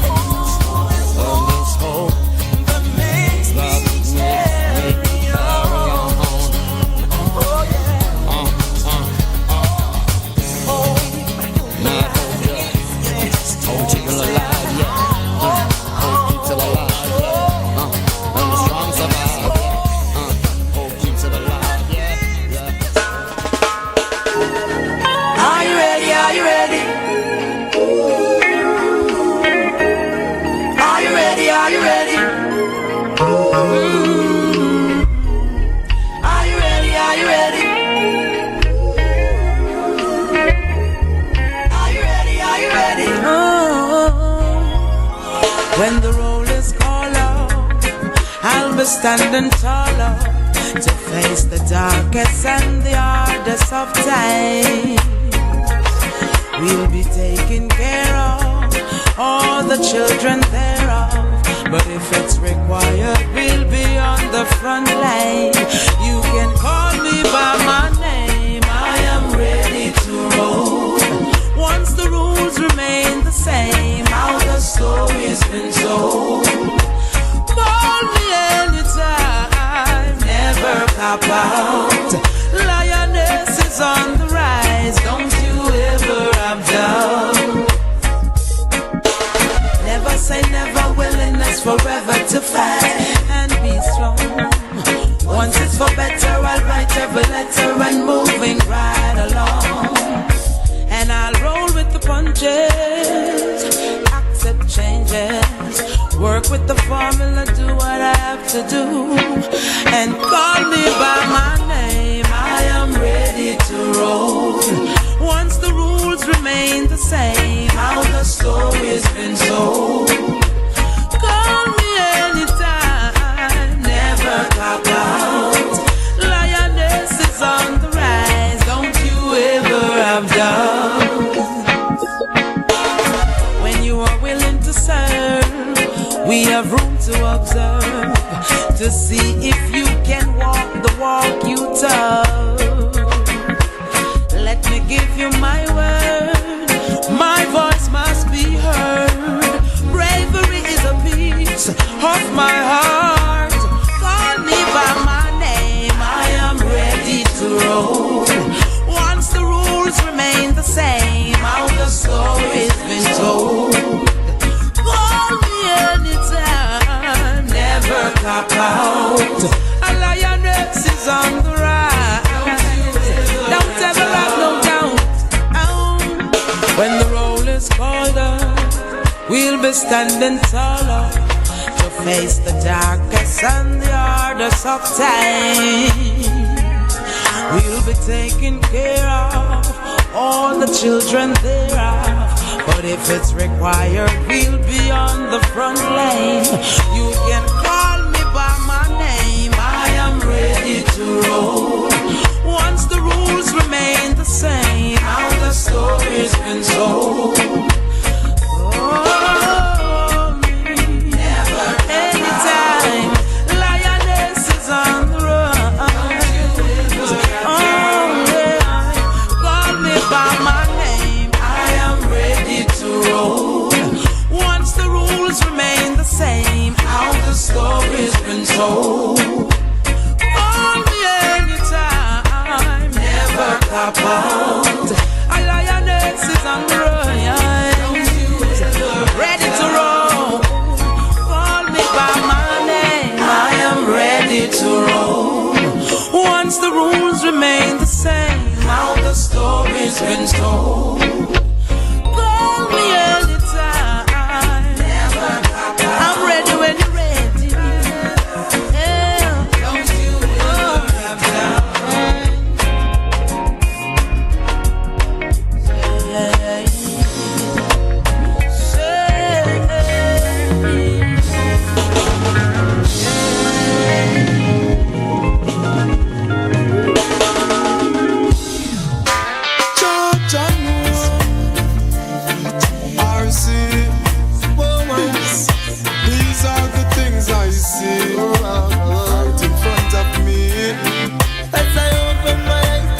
Thanks a life of us. Oh, yes, Lord. As the days go by, yeah. Out comes the sun, shining on my face again.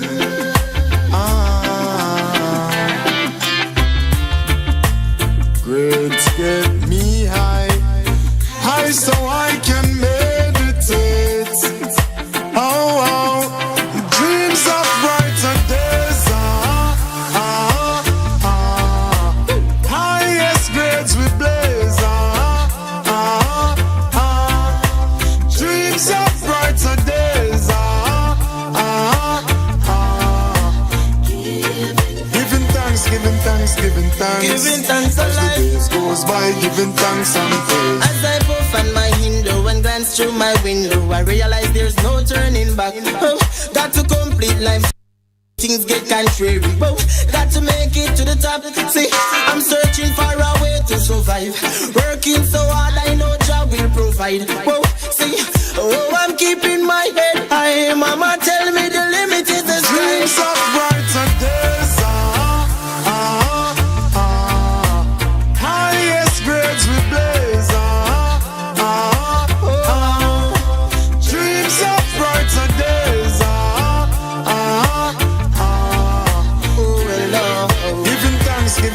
Giving thanks. As the days goes by, giving thanks and praise. Big burden heavy, but still a tread on. Weary, but no watch the school face where we have on. Real soldiers keep standing. Now give up the fight. No, the sun will shine tomorrow. We shall see the rainbow, and I will never let go. No. Dreams of brighter days. Highest grades we blaze. Dreams of brighter days.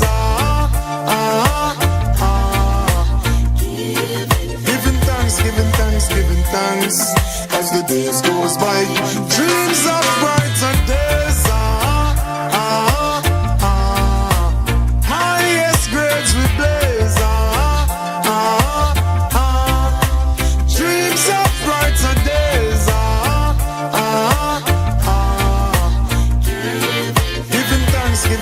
Giving thanks as the days goes by. Giving thanks and praise. Out comes the sun, shining on my face again.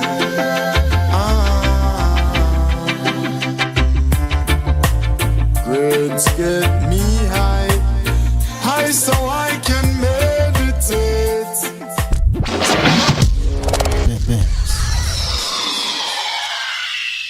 Employees, not sure how to take your career to the next level? Not to worry. The Excelsior Community College has a program just for you. Enroll in one of our programs today and take advantage of our flexible classes, affordable fees, and overseas travel opportunities. WhatsApp us today at 876-536-4765. Excelsior Community College, transforming lives, nurturing global citizens.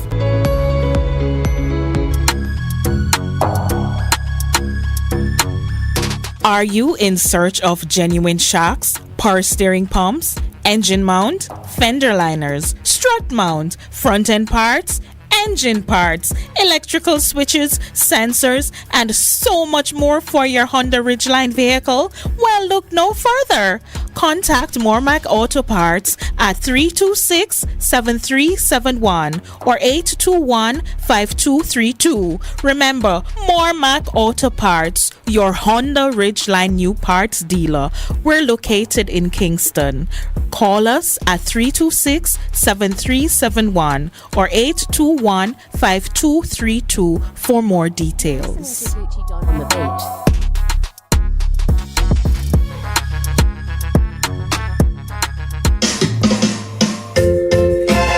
Having trouble getting parts for your Mazda?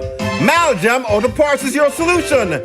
Find Maljam at the new and convenient location off Upper Waltham Park Road at 9 Kingswood Avenue. Maljam Auto Parts, with over 25 years experience, providing all Mazda parts, new and used. Call 923-4389 and 461-1786. Maljam Auto Parts, serving your Mazda needs. For a better choice in all your electrical supplies, A, authorized 3M dealer and better brand names. B, better service including free island-wide delivery. C, all major credit and debit cards accepted. It's ABC Electrical Sales, shop number 8, Hagley Park Plaza, Kingston 10. Open Monday to Friday, 8 a.m. to 5 p.m., Saturday, 8 a.m. to 4 p.m. We make your electrical jobs as easy as ABC. Call 754-382-528 or fax 754-3659. ABC Electrical Sales, for a better choice. Vejan Printers for all your printing needs. We specialize in calendars, flyers, brochures, and more. Call us today at 968-7506. That's 968-7506. Or visit us at 4 East Bloomsbury Road off Hagley Park Road. Vijay Printers, your best choice in printing.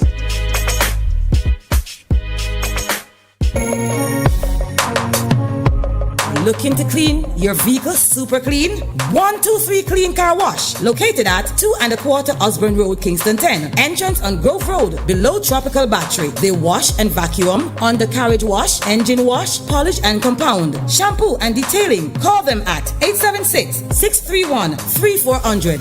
123 Clean Car Wash, the best in the business for a cleaner wash. 1, 2, 3, believe me, it's so easy. 1, 2, 3. Praise the Lord, praise the Lord. God is good. This is your radio pastor and friend, Reverend Simon Peter Jones, inviting you, my friends, to listen every Tuesday evening on Best 100 FM at 7:30 p.m. for the program, The Voice of Hope, as we extend hope to the hopeless in this dying world. God is good.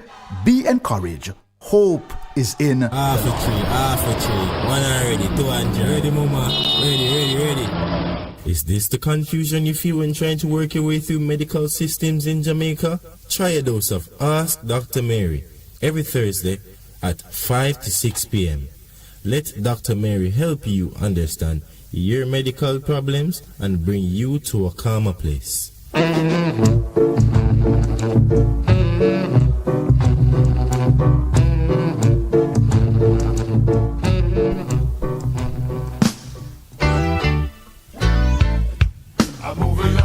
Bess 100 FM presents the Mature and Moving Up Show with Lascelles Butch Chen on Thursdays from 6 to 9 p.m.